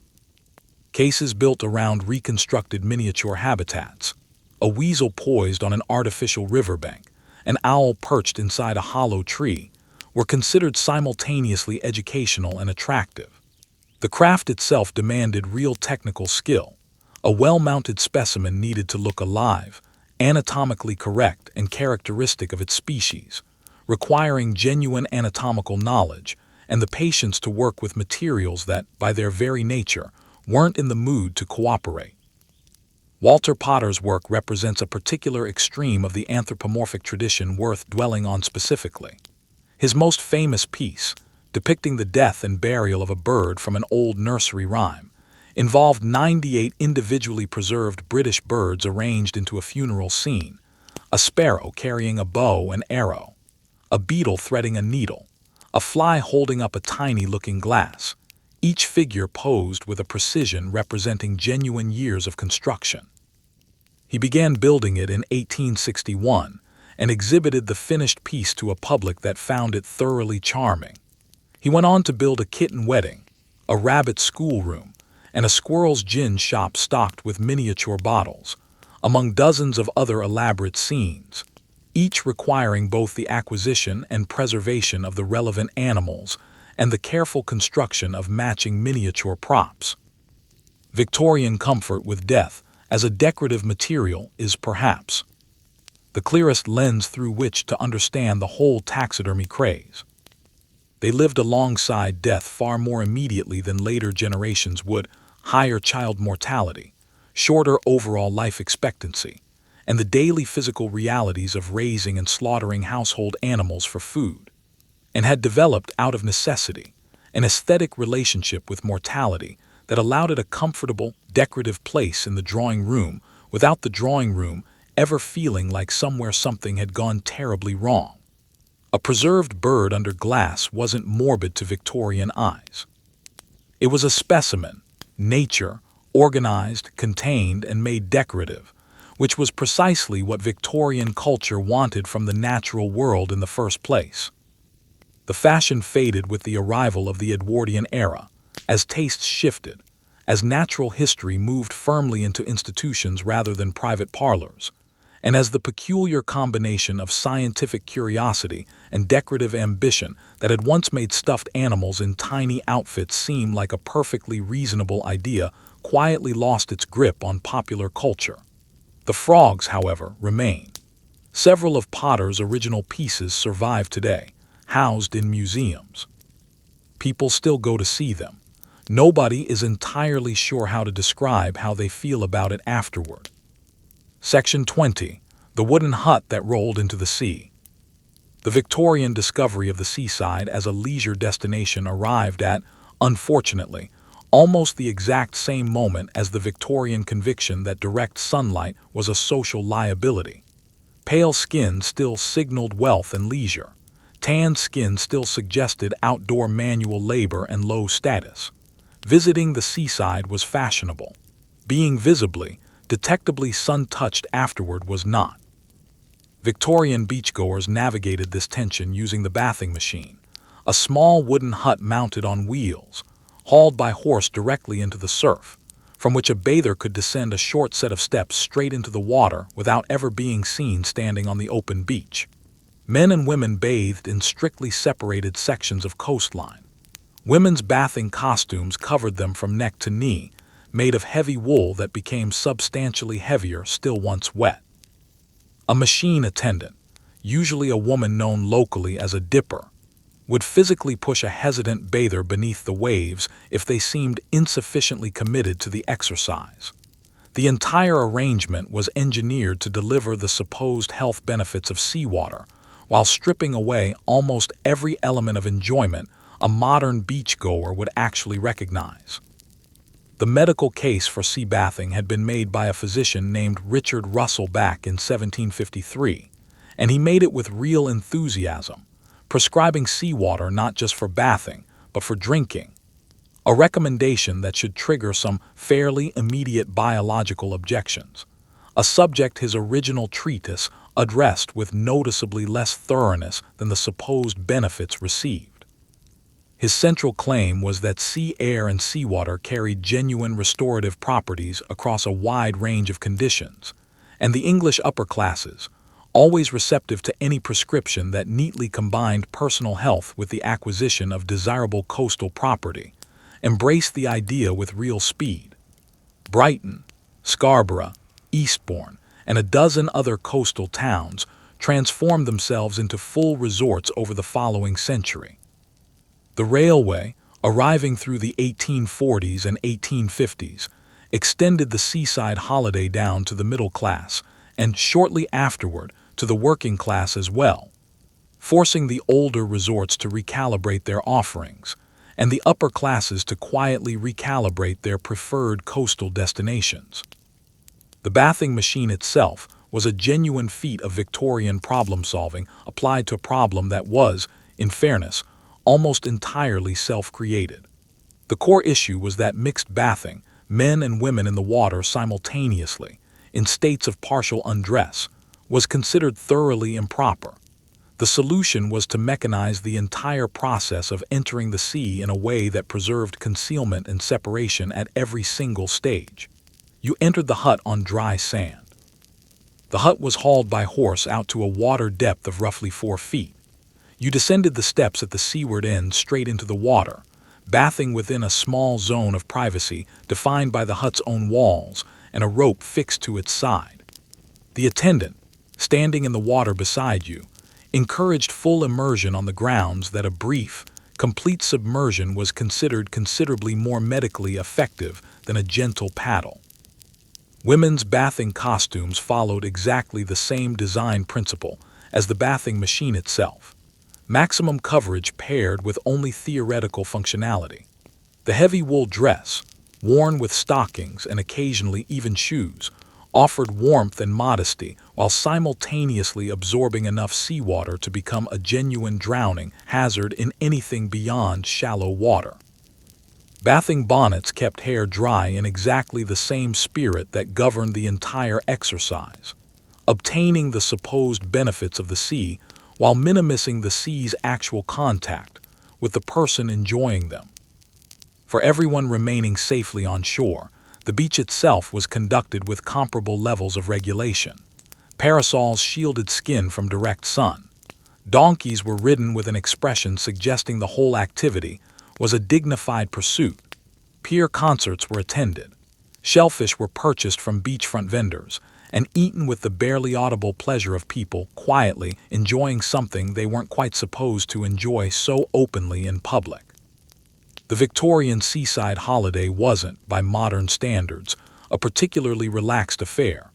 But it was genuinely a holiday, and in a culture that hadn't previously possessed anything resembling the modern, democratic concept of a holiday, even a wool-bathing costume tucked inside a horse-drawn privacy hut represented something entirely new.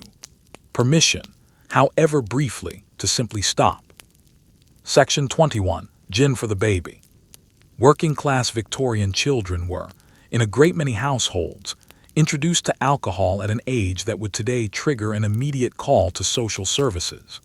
Gin was cheap, often genuinely cheaper than food, and widely available throughout the early Victorian era from shops that stayed open at all hours and asked no questions whatsoever about a customer's age or the size of glass they were requesting.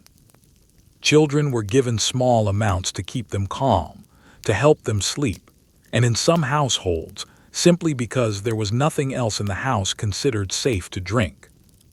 Urban water supplies were, in many districts, contaminated enough that a weak alcoholic drink genuinely was the safer option. A grim logic that had served every previous generation and continued serving this one, despite mounting evidence of exactly what routine early exposure to alcohol was doing to families, communities, and the general well-being of entire city districts. The temperance movement spent much of the Victorian era pointing this out, loudly and repeatedly. The gin shops stayed open regardless. The infamous gin craze of the previous century had technically subsided by Victoria's reign, but cheap spirits remained a defining, near-constant feature of working-class urban life throughout the period. The Gin Palace, elaborate, brightly lit, architecturally striking, was a deliberate commercial strategy. Gin shops invested heavily in mirrors, gas lighting, polished mahogany counters, and ornamental glasswork specifically to create an environment noticeably more comfortable than the cramped, crowded homes of their regular customers. For a penny or two, you could stand somewhere warm, dry, brightly lit, and not sharing the room with 7 other people and a family goat. Viewed from the baseline of a working-class Victorian tenement, the appeal isn't remotely difficult to understand. Children were not some rare edge case within this environment. Contemporary reformers and social observers routinely documented children present in gin palaces, accompanying parents, or sent alone to collect a jug of gin for the household. George Cruikshank's famous engraved series, published in 1847, traced the total destruction of a working-class family through drink across a sequence of images beginning with a single celebratory glass and ending with the mother committed to an asylum, the father imprisoned for murder, and the children left destitute. The images were enormously popular. They were widely used as temperance propaganda. The gin palaces kept right on filling up regardless. The temperance movement stands as one of the genuinely major social forces of the Victorian era, cutting across class and political lines with unusual breadth. Middle-class moral reformers, nonconformist churches, early trade unionists, and eventually enormous numbers of working-class people themselves signed formal pledges of total abstinence through organizations like the Band of Hope and the British Women's Temperance Association. The Band of Hope specifically targeted children, running meetings, concerts, and educational events designed to instill abstinence values before alcohol ever had the chance to become normalized. Children who attended received cards, sang temperance songs, and were shown vivid, deliberately unsettling accounts of what alcohol could do to a family. Many took the pledge as children and genuinely kept it for life. The Licensing Act of 1872 introduced formal closing hours for pubs and set the basic legal framework for restricting the trade, though the restrictions themselves were fairly modest, and a legal minimum drinking age for spirits wasn't actually set at 18 until 1923. The notion that children deserved specific legal protection from alcohol access arrived, as most Victorian child protections tended to, considerably later than the documented evidence of the harm itself. Between the gin palaces, the soothing syrups, the laudanum, and the small beer routinely given at breakfast for safety rather than pleasure. Victorian childhood unfolded inside a genuinely pharmaceutical landscape that treated the chemical management of small children as both practical and entirely unremarkable. The truly striking thing, looking back, is how clearly the harm was documented at the time, and how comfortably that documentation and the ongoing practice managed to coexist without either one ever quite managing to eliminate the other. Section 22. A diagnosis for being a woman. In the Victorian medical framework, women were understood to be fundamentally fragile, not in a way that earned them any particular gentleness, but in a way that earned them a diagnosis. Hysteria became a genuine catch-all condition applied to women who were anxious, sad, angry, sexually frustrated, intellectually ambitious, or simply inconvenient to the men managing their lives. The list of qualifying symptoms was essentially anything a Victorian physician personally found uncomfortable about female behavior. Fainting, crying, laughing at the wrong moment, arguing, refusing food, eating too much, holding strong opinions, or failing to perform domestic duties with sufficient enthusiasm. Treatment varied wildly depending on the doctor. Some prescribed extended rest, weeks or even months of enforced inactivity, no reading, no socializing, no mental stimulation of any kind whatsoever, delivered as a supposed cure to women who were, in many cases, already quietly unraveling from having nothing meaningful to occupy their minds in the first place. Others prescribed the exact opposite: vigorous exercise, cold water immersion, or straightforward marriage. Others still recommended committal to an asylum. The asylum population of the era was disproportionately female, and the diagnosis required to send a woman there needed nothing more than the signature of a husband or a male relative. The so-called rest cure, developed by the American physician Silas Weir Mitchell and widely adopted across Britain, was perhaps the most systematically counterproductive treatment available. Mitchell prescribed 6 to 8 weeks of complete bed rest, no books, no writing, no visitors beyond the physician and an assigned nurse, combined with a diet of milk and gradually more solid food intended to restore lost weight. His patients were, overwhelmingly, women arriving exhausted, unhappy, and very often suffering from genuine depression or anxiety, for which the 19th century simply had no adequate conceptual framework. His solution was to put them alone in an empty room and instruct them to stop thinking. The American writer Charlotte Perkins Gilman underwent Mitchell's rest cure in 1887 and came, by her own later account, close to complete mental breakdown from it. She subsequently wrote a short story about a woman confined to a room by her physician husband, slowly losing her grip on reality within it. Directly inspired by her own experience, and reportedly sent Mitchell a copy, he did not change his methods. The asylum represented the more drastic intervention, and its population told a story Victorian society consistently preferred to read as purely medical. Women were committed for behaviors ranging from attempted suicide to refusal to eat, to what committal papers sometimes described broadly as moral insanity, a category flexible enough to encompass sexual conduct outside marriage, outspoken political opinion, or simply the general problem of being a woman whose behavior didn't align neatly with what the men responsible for her expected. A husband could have his wife committed. A father could have his daughter committed. In most institutional settings, a woman's own account of her own mental state was treated less as testimony and more as further evidence of her condition. None of this is to suggest Victorian asylums contained nobody genuinely in need of care. They certainly did.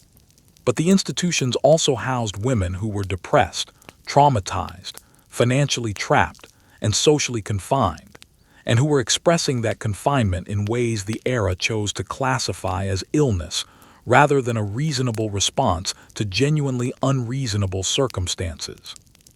The difficulty for historians looking back, and for the women themselves at the time, is that both populations occupied the exact same wards under the exact same diagnosis, and the surviving records don't always let anyone draw a clean line between them. The word hysteria itself descends from the Greek term for the womb, reflecting an ancient belief that the condition originated there specifically. Victorian medicine refined that ancient theory considerably without ever quite abandoning its central premise, that being a woman was, in itself, a kind of constitutional vulnerability requiring ongoing management. It was a diagnosis effectively built into the architecture of a system that simultaneously created the conditions producing genuine distress, and then classified that very distress as pathology. Some women found a way out of it, most simply endured. Section 23. 6 Courses and 100 Silent Rules. A formal Victorian dinner party was not, in any sense, a casual gathering. It was a performance governed by rules of such extraordinary precision that etiquette manuals devoted entire chapters to it, and ambitious middle-class hostesses studied those chapters with the same seriousness one might apply to exam material. Guests were ranked and seated according to strict social hierarchy, and arriving out of order, sitting in the wrong seat, or using the wrong implement for the wrong course, was the sort of social failure that could keep an entire drawing room talking for weeks. There was a correct fork reserved specifically for fish, a different correct fork for meat, and reaching for the wrong one at the wrong moment was precisely the sort of error that got a person quietly dropped from future invitation lists.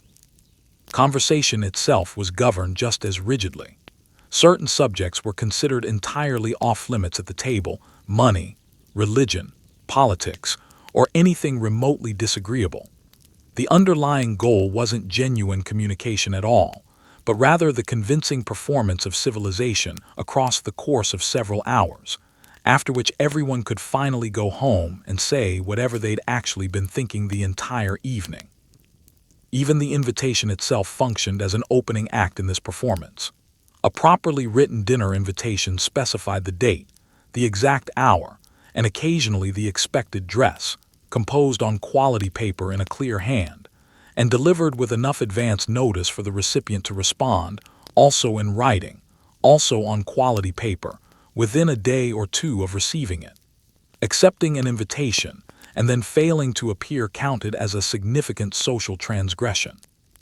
Declining and then being spotted somewhere else entirely that same evening was considered even worse. Victorian society maintained a vast, largely unspoken internal ledger of social obligations and infractions that modern life, with its casual last-minute cancellations, would find genuinely exhausting to keep up with, and that the Victorians themselves apparently found perfectly ordinary. Working out the seating arrangement was, by wide consensus, the hostess's single most demanding task. Guests were ranked first by title, then by broader social standing, then by the specific local hierarchies of the immediate community, and seated in that exact order, the most senior gentleman present escorting the hostess into the dining room, the second most senior escorting the second most senior lady, and so on down the length of the table, in a sequence that quietly communicated to every guest present exactly where they stood relative to everyone else at that table. Getting the order wrong offended whoever had been ranked below where they privately believed they belonged. Getting it right required the hostess to maintain a precise, constantly updated mental map of the social standing of every single guest, including any recent shifts in fortune, title, or reputation that might have altered the calculation since she'd last assembled this exact combination of people in one room. The table itself was an architectural undertaking. A formally laid Victorian dinner table featured more individual implements per place setting than most modern kitchens contain in their entire cutlery drawer, multiple forks arranged in strict order of use from the outside in, multiple knives, multiple spoons, a distinct glass for each different wine, a finger bowl, a bread plate, and in the most ambitious households an array of highly specialized implements for specific foods: fish knives, oyster forks, asparagus tongs, marrow scoops. The general rule was to work steadily from the outside in through each successive course, though correctly identifying which outer implement matched which course generally required either genuine prior experience or careful, discreet observation of whatever the person seated beside you happened to be doing. Itself considered mildly gauche if done too obviously. Conversation followed its own strict choreography. Diners spoke first to the person seated on their left for roughly the first half of the meal, then turned to address the person on their right for the second half, a rotation quietly signaled and managed by the hostess herself. Speaking across the table was tolerated in careful moderation. Speaking over another guest was not. Raising one's voice was not. Discussing one's own health in any detail was considered tedious in the extreme. Discussing someone else's health in detail was considered gossip, technically forbidden at the dinner table, and simultaneously the genuine primary activity of every single gathering.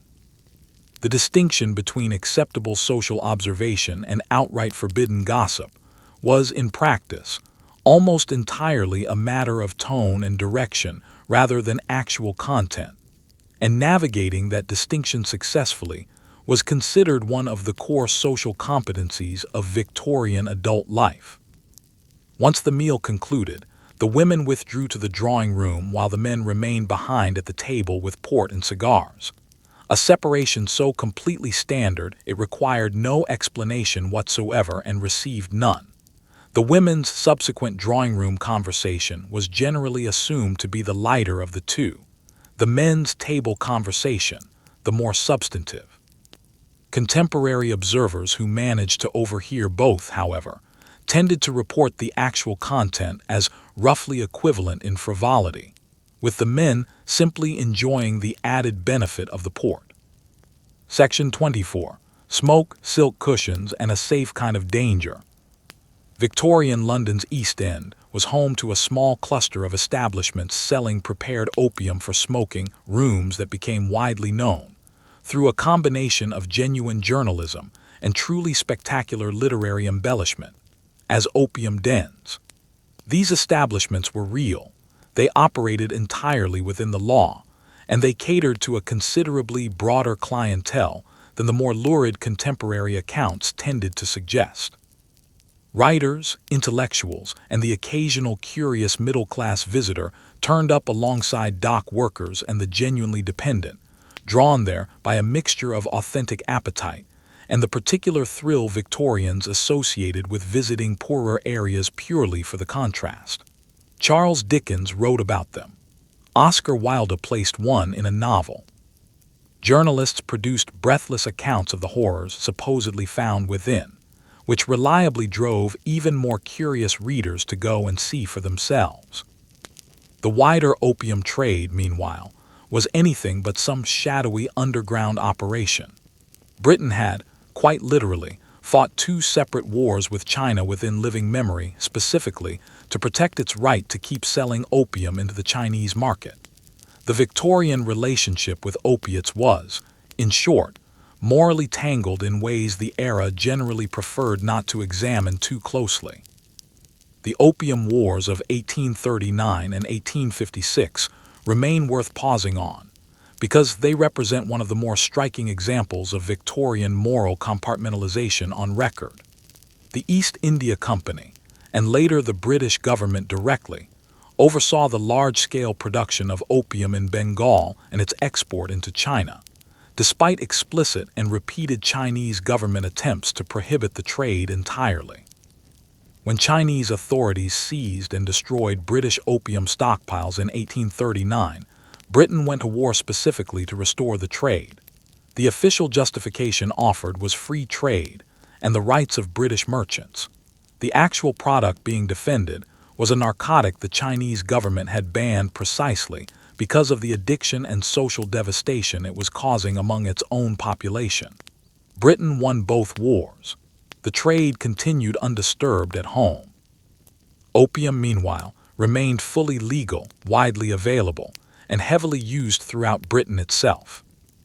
The domestic opium den sat at the intersection of genuine addiction, immigrant community life, Many East End establishments were run by Chinese sailors and merchants who had settled locally, and a distinctly middle-class Victorian appetite for exotic experience, safely framed enough to be walked away from afterward. Journalists visited these establishments and wrote about them extensively. Their resulting articles were vivid, occasionally accurate, and almost always structured around the same basic contrast between the visiting narrator and the supposedly degraded regulars. A narrative device that reliably placed the reader firmly on the side of the observer rather than the observed. The reality of these establishments was, by most reliable accounts, considerably less dramatic than the popular coverage suggested. Most were simply rooms in ordinary private houses or above small shops, furnished with low platforms where customers reclined, equipped with the pipes and prepared opium required for the purpose, and run as small, straightforward businesses by proprietors charging for both the product and the space. They were not, measured against the broader landscape of Victorian entertainment options, especially sensational. Much of the drama associated with the opium den existed largely within the writing of people describing it for readers who had never actually set foot inside one. What the opium den genuinely represented, culturally speaking, was a visible, geographically concentrated version of a habit that was otherwise distributed quietly and invisibly across the entire population, inside laudanum bottles in respectable medicine cabinets, in soothing syrups given to teething children, in prescriptions handed to nervous ladies of good standing. The East End opium smoker was visible, foreign, and poor. The typical respectable Victorian opium consumer was private, domestic, and simply purchasing from a licensed pharmacy down the street. The distinction the era drew so confidently between the two groups was never really chemical at all. Thomas de Quincey had essentially said as much back in 1821, describing his own laudanum habit in terms that made the parallel almost impossible to miss. The Victorian reading public found his account fascinating, mildly scandalous, and largely irrelevant to the contents of their own medicine cabinets. It was, in the end, considerably easier to locate the opium problem safely in Limehouse than to locate it in one's own parlor, and the Victorian talent for that particular kind of convenient relocation was, by any measure, considerable. Section 25. The city you could smell from a mile away. If there's one thing that carefully sanitized period dramas consistently fail to convey about Victorian England, it's the smell. Not the polite, faintly musty smell of an old house. The industrial, biological, thoroughly committed smell of a city housing several million people, the overwhelming majority of whom had no regular access to proper bathing, adequate sanitation, or any real mechanism for removing the byproducts of daily life from the immediate vicinity of wherever they'd been produced. City streets were shared constantly with horses, tens of thousands of working horses in London alone, whose ongoing contribution to the road surface was constant, substantial, and not always promptly cleared away. Slaughterhouses operated directly within residential neighborhoods. Tanneries, which processed animal hides using urine and dung as part of the process, operated close to rivers for convenient access to water. Factories burned coal around the clock. The Thames itself served simultaneously as drinking water source, sewage outlet, and general industrial dumping ground. And in summer, as temperatures climbed and the river's flow dropped, the combined effect of all of this produced an atmospheric experience that visitors arriving from rural areas reportedly found physically disorienting on first encounter. The horse problem alone was enormous, in ways genuinely difficult to appreciate today, simply because the horse has been removed so completely from urban life that nobody thinks of it as an infrastructure problem anymore.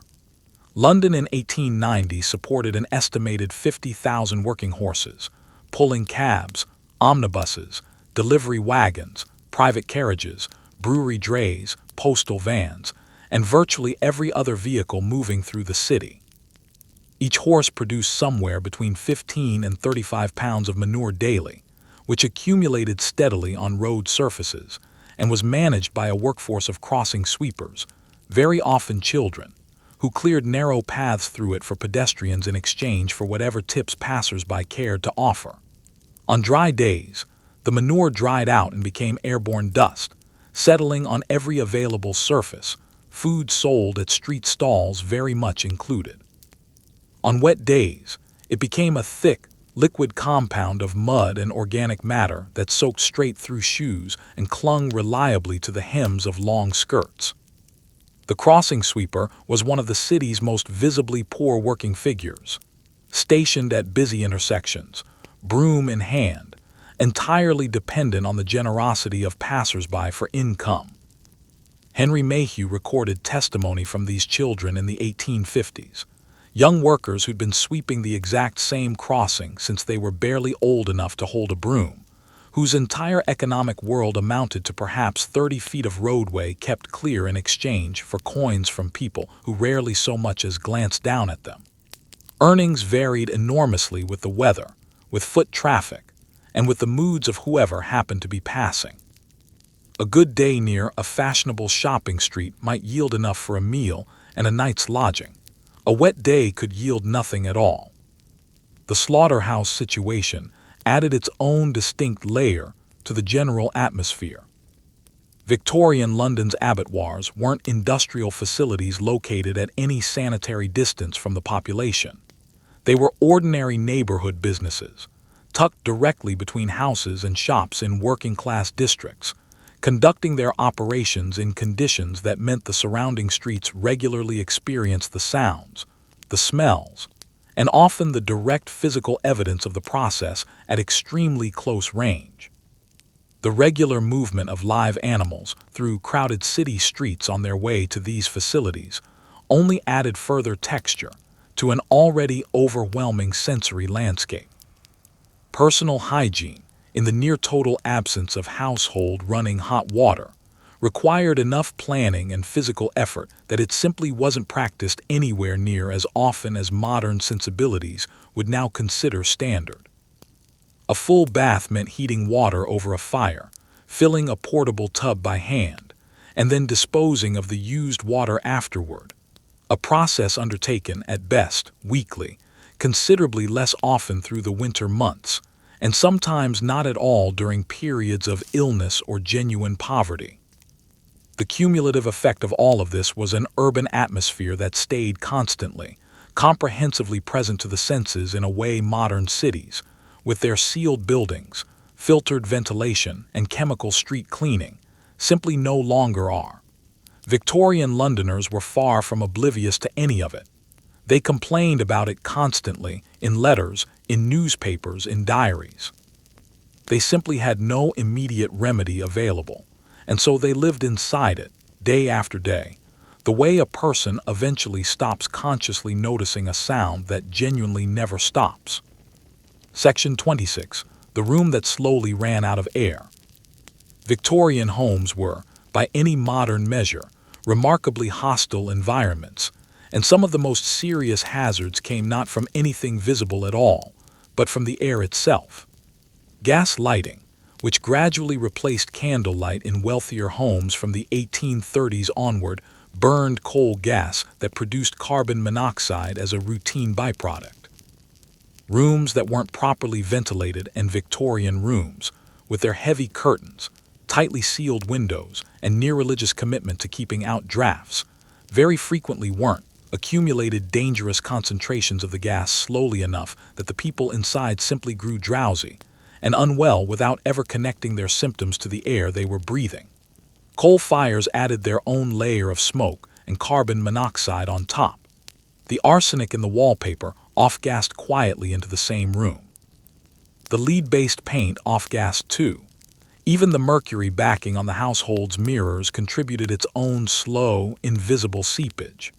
A well-appointed Victorian drawing room was, in practice, a small chamber of accumulated atmospheric hazards, tastefully dressed in velvet.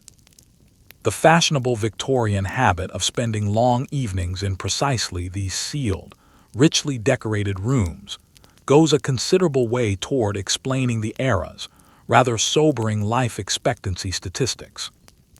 Victorian attitudes toward fresh air were, to put it gently, deeply conflicted. On one hand, foul-smelling air, miasma, in the terminology of the day, was widely believed to directly cause disease. Miasma theory, which attributed epidemic illness to the smell rising from decomposing matter, remained the dominant medical explanation for outbreaks throughout most of the century. Cholera, typhoid, and malaria were all confidently attributed to bad-smelling air. The theory turned out to be wrong about the actual mechanism, while being accidentally right about the remedy in a surprising number of cases. Cleaning up the sources of a bad smell very often meant cleaning up the sources of genuine bacterial contamination at the same time, and the resulting improvement in public health seemed, on the surface, to confirm the theory, even as germ theory was quietly dismantling it from underneath. On the other hand, the very drafts that would have properly ventilated a room were considered actively dangerous in their own right. Cold air was associated with chills, chills with illness, and illness, in an era before antibiotics, with death, not an entirely unreasonable chain of logical association, given the medical reality of the time.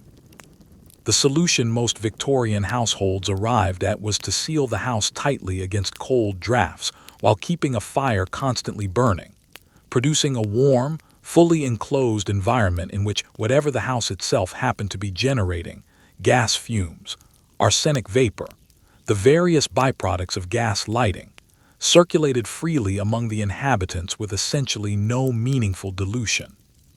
Coal gas deserves particular attention here, because its hazards were intermittent and unpredictable enough that connecting them to specific symptoms was genuinely difficult at the time. A properly maintained gas lamp in a reasonably well-ventilated room was, in fairness, reasonably safe.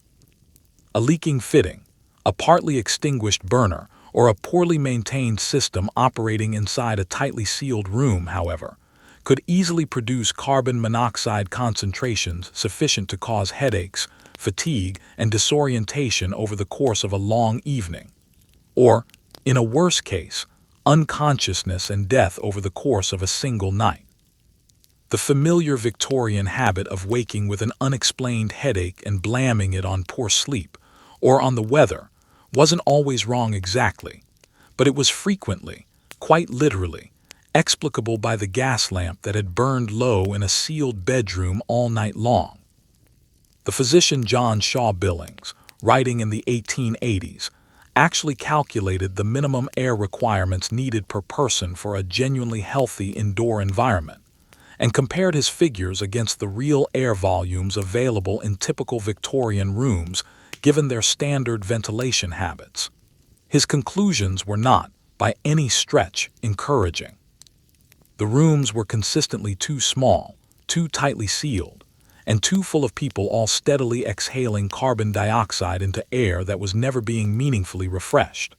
The physical symptoms of mild oxygen deprivation, fatigue, difficulty concentrating, a persistent low-grade headache, mapped almost perfectly onto exactly the kind of vague, chronic complaints Victorian physicians spent entire careers treating with tonics, prescribed rest, and unfailing optimism.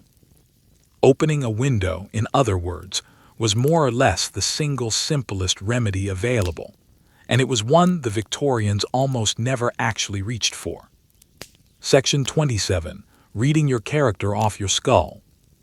Among the many scientific enthusiasms of the Victorian era, few managed to combine such total public confidence with such total scientific emptiness as phrenology. The belief that a person's character, intelligence, and moral tendencies could be read directly from the shape and bumps of their skull. The theory had originated slightly earlier, developed by the German physician Franz Joseph Gall around the turn of the century, but it found its truest, most enthusiastic home in Victorian Britain, where phrenological societies sprang up across the country, phrenological journals circulated widely, and traveling practitioners set up shop in market towns to run their fingers over a paying customer's head and deliver a full character reading on the spot. The skull, according to phrenological theory, was divided into dozens of distinct regions, each one corresponding to a specific mental faculty: combativeness, benevolence, acquisitiveness, secretiveness, and so on, and a particularly pronounced bump in any given region supposedly indicated a particularly well-developed version of that trait underneath. Phrenology was taken with genuine seriousness by a remarkably broad cross-section of Victorian society. Employers occasionally consulted phrenologists before hearing domestic staff. Parents brought their children in to have their skulls read for guidance on which career might best suit their apparent natural temperament. Prisons employed phrenologists to assess inmates, on the theory that criminality itself might be physically detectable and therefore, in principle, correctable. Ceramic phrenological head models, marked out with all the labeled regions, became a common sight in doctors' offices and were sold as household curiosities in their own right, allowing any interested amateur to attempt a reading on family and friends over tea. The appeal of the whole system lay largely in its apparent scientific rigor. It offered precise terminology, elaborate diagrams, professional-sounding societies, and confident practitioners in respectable dress, all the outward trappings of genuine science, without any of the underlying evidence to support its actual claims. It also flattered a very particular Victorian instinct, the deep cultural conviction that character itself was a fixed, measurable, classifiable quality, and that a sufficiently thorough system, applied with enough diligence, could sort the population into its proper, orderly categories. Phrenology offered exactly that same reassuring promise the era found in etiquette manuals, in taxonomic museum displays, and in rigid social hierarchies more broadly. The comforting sense that human beings, given the right framework, could ultimately be measured, sorted, and understood. The scientific establishment was, from fairly early on, considerably more divided about the whole enterprise than the general public. Prominent anatomists pointed out, correctly, that skull shape bore no meaningful relationship to the underlying structure of the brain tissue beneath it, and that the entire practical method amounted to little more than confident guesswork dressed up in official-sounding language. These objections, however, did little to slow phrenology's popularity for several decades, in part because it was, genuinely, entertaining, and in part because a confident practitioner could produce a reading vague enough that almost any customer would recognize at least a few accurate-sounding traits in the result. The exact same effect that keeps astrology columns readable today. Phrenology's decline through the later Victorian period came less from any single decisive scientific refutation, and more from a slow accumulation of disappointing results, competing new theories of the mind, and the gradual professionalization of medicine itself, which increasingly demanded evidence phrenology had simply never been able to provide. By the century's end, it had drifted from taken seriously science into carnival sideshow curiosity, though its underlying instinct, that outward physical appearance might reveal something meaningful and fixed about inner character, proved considerably harder to fully dislodge from popular imagination than the pseudoscience itself. Section 28. Knocking on the other side. The Victorian relationship with death didn't end at the funeral, the mourning jewelry, or the black-bordered stationery. For a significant number of Victorians, it extended straight through to the seance table, where an entire industry of professional mediums promised, for a modest fee, to put grieving families back in direct contact with whoever they'd lost. Spiritualism arrived from America in the late 1840s and spread through Britain with remarkable speed, fueled in no small part by the sheer scale of Victorian bereavement. In a society where child mortality was brutally high and death was, in general, a near-constant visible presence in ordinary life, the promise of continued contact with the departed held an obvious, powerful appeal. Seances became a genuinely popular parlor activity across a wide swathe of society, Small groups gathered around a table in a darkened room, hands joined, waiting for a knock, a tilted table, or a medium's altered voice to signal that contact had been made. Professional mediums developed an impressive range of techniques to produce these effects, from simple table tipping achieved through subtle, coordinated pressure from participants' own hands, to elaborate staged productions involving hidden assistants, trick cabinets, and props concealed about the medium's own person. Some of the era's most celebrated mediums built substantial careers and genuine fortunes from the trade. The medium Florence Cook, for instance, achieved considerable fame for seances in which she claimed to fully materialize the spirit of a deceased young woman in physical form in the room, performances that drew both devoted believers and increasingly skeptical investigators keen to work out exactly how the trick was managed. What makes Victorian spiritualism particularly striking is just how many prominent, educated figures took it entirely seriously. The physicist William Crookes conducted what he considered rigorous scientific investigations into several mediums and came away, to the considerable embarrassment of some of his scientific colleagues, genuinely convinced of the phenomenona's authenticity. The author Arthur Conan Doyle, creator of the famously rational Sherlock Holmes, became a passionate, lifelong advocate for spiritualism in his later years, a fact many of his readers found difficult to square with the character he'd spent decades writing.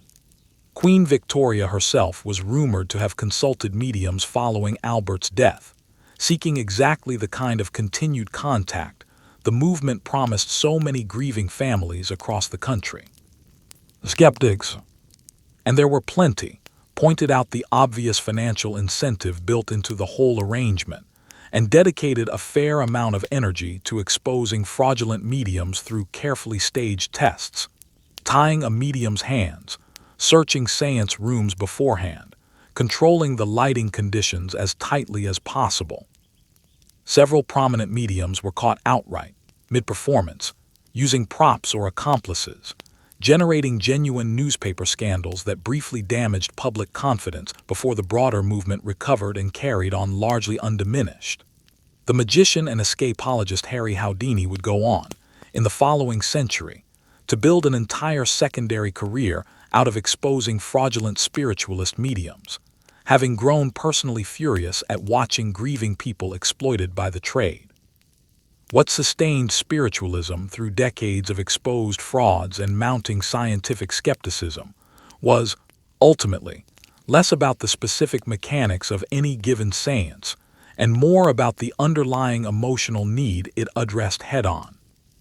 Victorian society had built an extraordinarily elaborate public apparatus around visible mourning, the black clothing, the hair jewelry, the stopped clocks, and spiritualism offered something that apparatus could never quite provide on its own: the direct, ongoing sense that the connection to a lost loved one hadn't actually been severed at all, but had simply changed its shape. For families who had buried children, husbands, wives, and parents in genuinely staggering numbers, the promise of one more conversation, however dubiously produced, was worth considerably more to them than any skeptic's carefully documented exposé. Section 29. The Last Resort. Beneath the elaborate mourning rituals, the calling cards, and the six-course dinners sat the institution the respectable Victorian middle class preferred not to think about directly at all: the workhouse. For the very poorest members of society, the elderly without family, the unemployed, the sick, the disabled, unmarried mothers, and abandoned children, the workhouse represented the absolute final line of support the state was willing to provide, and it was deliberately designed to be as unappealing as possible. The Poor Law Amendment Act of 1834 established the system that would come to define workhouse life for the rest of the century, built on a principle its architects called less eligibility, the deliberate policy of ensuring that conditions inside the workhouse remained worse than the very worst conditions available to anyone still managing to survive independently outside it. The underlying logic held that if workhouse life were made even slightly comfortable, the poor would have no meaningful incentive to seek work at all. The result was an institution intentionally engineered around deprivation as policy. Families entering the workhouse together were immediately separated, husbands from wives, parents from children, siblings from one another, housed in entirely different wings of the same building, and typically permitted only limited, closely supervised contact. Inmates wore standard workhouse uniforms, ate a strictly monotonous diet calculated to the absolute minimum needed for survival, and performed hard, repetitive labor in exchange for their bed and meals. Breaking stone, picking apart old rope fiber known as oakum, or grinding corn by hand. The work itself often served no genuinely productive economic purpose at all. Its real function was punitive and deterrent, a visible daily reminder that workhouse life was meant to be endured rather than settled into comfortably. Conditions varied considerably between individual workhouses, some running with real cruelty and others somewhat more humanely, but the underlying philosophy remained broadly consistent across the system. Poverty was, in the dominant Victorian moral framework, frequently understood as a personal failing rather than a structural circumstance, and the workhouse was constructed to reflect and reinforce that judgment at every turn. Children born or raised inside the workhouse system received a basic, minimal education, but grew up largely separated from their own parents, raised instead within the institution's own rigid daily routines. The scale of the system was genuinely enormous. By the middle of the century, hundreds of thousands of people passed through England's workhouses in any given year, and for a great many of the poorest, elderly Victorians, the workhouse represented not a temporary emergency measure, but the place where they would ultimately live out their final years and eventually die. A workhouse burial, conducted without ceremony in an unmarked grave, was widely regarded as one of the very worst possible fates that could befall a Victorian family, which is precisely why so many desperately poor households maintained their weekly funeral club payments even while skipping meals, doing everything within their power to avoid that particular ending. Public awareness of workhouse conditions grew steadily across the century, driven in large part by investigative journalism and by novelists like Charles Dickens, whose own writing drew directly and unflinchingly on the grim realities of institutional poverty he'd observed, and in some respects, lived through firsthand as a child. Periodic scandals over particularly severe cases of neglect or outright abuse inside specific workhouses would occasionally break into national newspapers, generating brief bursts of public outrage that produced, more often than not, only modest and localized reform. The basic underlying system remained fundamentally in place for the rest of the Victorian era, and in various diminished forms well beyond it. A stark, quietly avoided reminder sitting just beneath the surface of respectable Victorian life that composure, etiquette, and elaborate social ritual were, ultimately, luxuries reserved specifically for those who could still afford to practice them. Section 30. A museum built from death masks. Long before photography made its way into every home, Victorian Londoners flocked to a rather different kind of gallery, Madame Tussauds Waxworks, a permanent exhibition built substantially on the faces of the recently and violently dead. Marie Tussaud had learned her craft in revolutionary France, where part of her early work involved taking death masks directly from the freshly guillotined heads of aristocrats and revolutionaries alike, sometimes retrieved from a basket only hours after execution. She brought that grim technical skill to London in the early 19th century, and by the Victorian period her permanent exhibition on Baker Street had become one of the city's genuinely most popular attractions, drawing visitors across every social class in numbers that rivaled the era's most respectable museums. The exhibition's most consistently popular section, by a wide margin, was the Chamber of Horrors, a dedicated room devoted to wax likenesses of notorious murderers, their victims, and wherever possible, artifacts connected directly to their actual crimes. The specific knife, the specific rope, occasionally furniture recovered from an actual crime scene. Victorian visitors queued eagerly to view these figures, examining the faces of executed killers with the same close, studious attention a modern visitor might give to a museum's fine art collection. Newspapers of the day openly discussed which recently convicted murderer might soon receive their own wax likeness, treating inclusion in the Chamber of Horrors as a kind of dark, backhanded measure of a case's genuine public notoriety. The appeal wasn't purely morbid curiosity, though there was certainly plenty of that involved. The waxworks also offered ordinary Victorians a rare chance to stand, quite literally, face to face with royalty, with political figures, and with celebrities they would otherwise never encounter in person at all. A wax Queen Victoria, a wax Napoleon, a wax version of whichever public figure currently dominated the newspapers. In an era with no television and only the beginnings of mass-market photography, the waxworks provided something close to a physical, three-dimensional newspaper, letting the public examine in careful, lingering detail exactly what the era's most famous and most infamous faces genuinely looked like. The technical process behind each figure was painstaking and, by contemporary standards, remarkably sophisticated.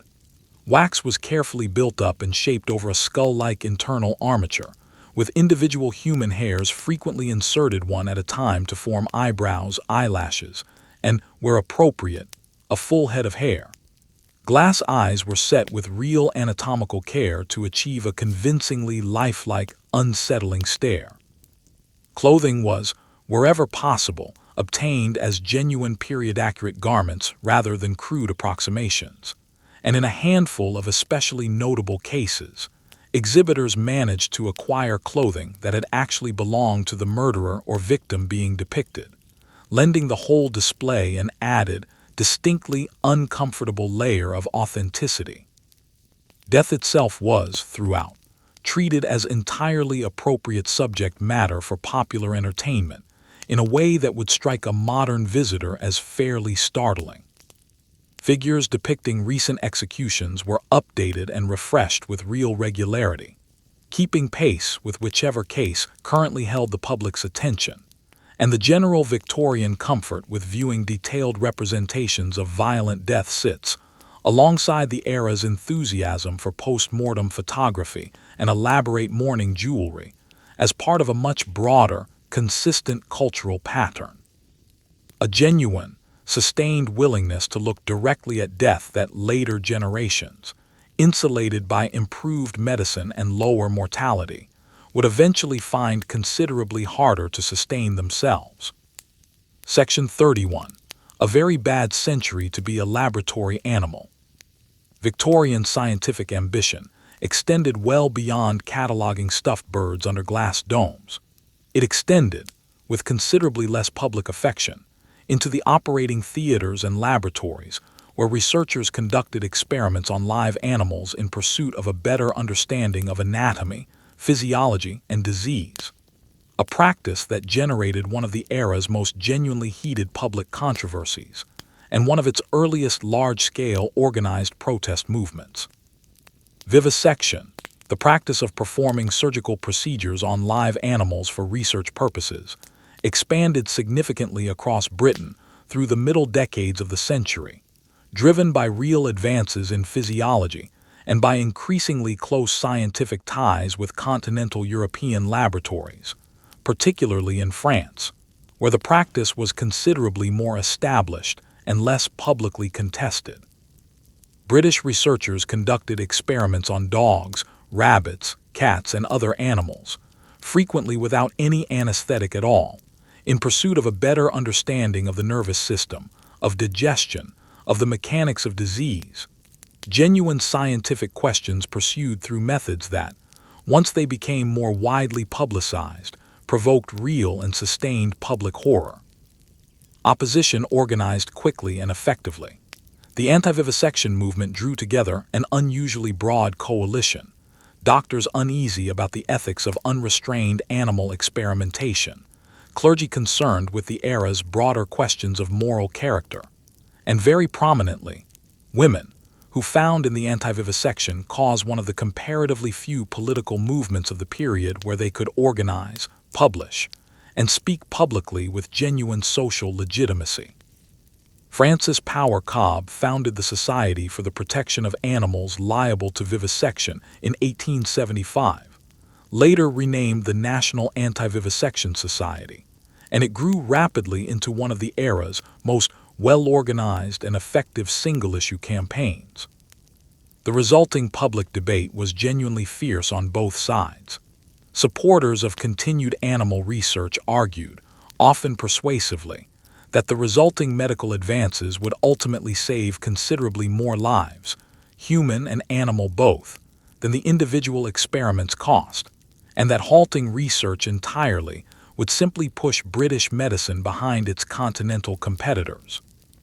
Opponents argued with equal conviction that inflicting deliberate, prolonged suffering on a living creature could never be adequately justified by any resulting knowledge, however valuable, and that a society's willingness to tolerate such suffering said something genuinely troubling about its underlying moral character more broadly.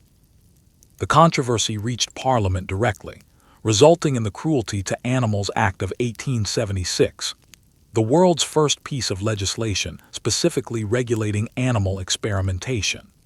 The act required researchers to obtain a government-issued license before conducting experiments on live animals, and mandated the use of anesthetic wherever it wouldn't fundamentally interfere with the specific purpose of the experiment itself. It fell considerably short of what committed anti-vivisectionists had actually campaigned for outright abolition, and research continued under the new licensing system for the rest of the century and well beyond, but it nonetheless represented a genuinely significant, internationally influential first step toward formal animal welfare regulation. The broader Victorian relationship with animals was, characteristically, riddled with exactly this kind of contradiction. The same society capable of organizing passionately against vivisection, and of founding the RSPCA back in 1824 to prosecute cases of cruelty toward working animals, simultaneously tolerated bear-baiting and dog-fighting well into the century, worked its cab horses and pit ponies to genuine exhaustion, and consumed, wore, and casually displayed animal products on an industrial scale without a second thought. Animal welfare in Victorian Britain was never a single unified principle applied consistently across the board. It was a patchwork of specific, hard-won causes, championed by specific dedicated reformers, that gradually and unevenly expanded outward over the course of the century, leaving considerable ground still uncovered by its close. Section 32. The Christmas the Victorians basically invented. If Christmas as it's celebrated today feels distinctly Victorian in its essential shape, the family gathered around a decorated tree, the exchange of cards and wrapped gifts, the seasonal turkey dinner, the general sentimental emphasis on hearth, home, and generosity toward the poor, that's not entirely a coincidence. The Victorians didn't invent Christmas outright, but they did take a considerably older, more modest, more regionally inconsistent holiday and rebuild it, quite deliberately, into something close to the version still recognizable today. The Christmas tree, now so thoroughly associated with the season that its absence would seem strange, was popularized in Britain largely through Prince Albert, who had grown up with the tradition in his native Germany and introduced it to the royal household after his marriage to Victoria. When an illustrated newspaper published a widely circulated engraving of the royal family gathered fondly around their own decorated tree in 1848, the image proved enormously influential, and the custom spread rapidly through middle-class British homes eager to emulate royal domestic life in whatever small, achievable ways were available to them. The Christmas card was a distinctly Victorian commercial invention, made possible by two separate developments arriving in close succession: dramatically improved, affordable color printing technology, and the introduction of the penny post in 1840, which made sending mail across the country genuinely cheap for the very first time. Sir Henry Cole commissioned the first commercially produced Christmas card in 1843, and the custom of sending illustrated seasonal greetings to friends and family expanded rapidly across the following decades, evolving into a substantial seasonal industry of its own by the century's end. Charles Dickens, meanwhile, played an outsized role in shaping the emotional register the season would come to carry. His novella, published in 1843, arrived at a moment of genuine anxiety about growing social inequality between the newly wealthy industrial classes and the desperately poor left behind by rapid urbanization. And its story, following a wealthy man's late-life transformation from miserliness toward generosity, helped cement charitable giving and concern for the poor as central, expected components of the properly celebrated Christmas season, alongside the tree and the family dinner. The seasonal meal itself shifted meaningfully across the century as well. Turkey, previously an expensive luxury item reserved almost exclusively for the wealthiest households, gradually became more widely affordable as poultry farming expanded and railway transport made it possible to move birds quickly and cheaply from rural farms into urban markets. And by the century's final decades, it had firmly displaced goose as the standard, expected centerpiece of a proper Christmas dinner for a much broader swathe of British society. Christmas crackers, complete with their small paper hats, printed jokes, and tiny enclosed trinkets, were invented by the London confectioner Tom Smith in the 1840s, originally as a novel wrapper for selling sweets before evolving steadily into the largely non-edible, distinctly theatrical novelty item, still pulled apart at dinner tables across Britain today. What makes the whole Victorian Christmas project genuinely interesting is how deliberately constructed it actually was, even as it presented itself, then and now, as timeless and traditional. In an era of genuinely disorienting industrial and social change, new cities, new technologies, sharply widening gaps between rich and poor, the Victorians built themselves an annual, reliably recurring ritual of warmth, domestic order, and carefully performed generosity, and did it with such thoroughness and lasting commercial success that most of the world has simply carried on celebrating their particular version of the holiday ever since, largely without realizing quite how recently, and quite how deliberately, most of its familiar traditions were actually assembled. Section 33. The city gets a police force, then a panic for most of the early Victorian era. The idea of a dedicated professional police force patrolling the streets was a genuinely new, and to plenty of people, faintly suspicious concept. London's Metropolitan Police had only been established in 1829, under Home Secretary Robert Peel, which is where the enduring nickname Bobbies comes from, and the force spent its early decades fighting an uphill battle for public trust. Many Victorians regarded a standing uniformed police presence as uncomfortably close to a continental-style state surveillance apparatus, fundamentally at odds with English liberty, and early constables were frequently jeered, pelted with mud, or simply ignored as they walked their beats. That skepticism gradually eroded across the middle decades of the century, helped along by the force's steady, unglamorous success in reducing everyday street crime, and by a series of well-publicized cases that demonstrated the genuine practical value of organized detective work.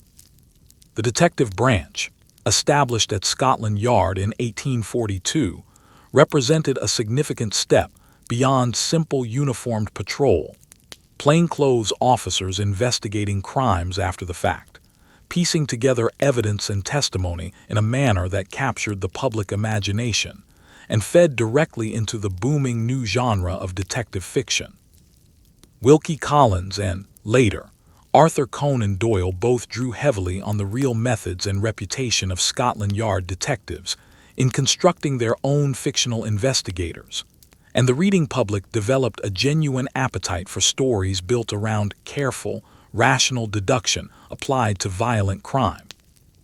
That appetite collided head-on with reality in the autumn of 1888, when a series of brutal murders in the Whitechapel district of London's East End produced a genuine, sustained mass panic and a level of press coverage entirely unprecedented for a British criminal case up to that point. The killer, who came to be known through an anonymous letter sent to a news agency as Jack the Ripper, was never conclusively identified, and the case remains formally unsolved to this day.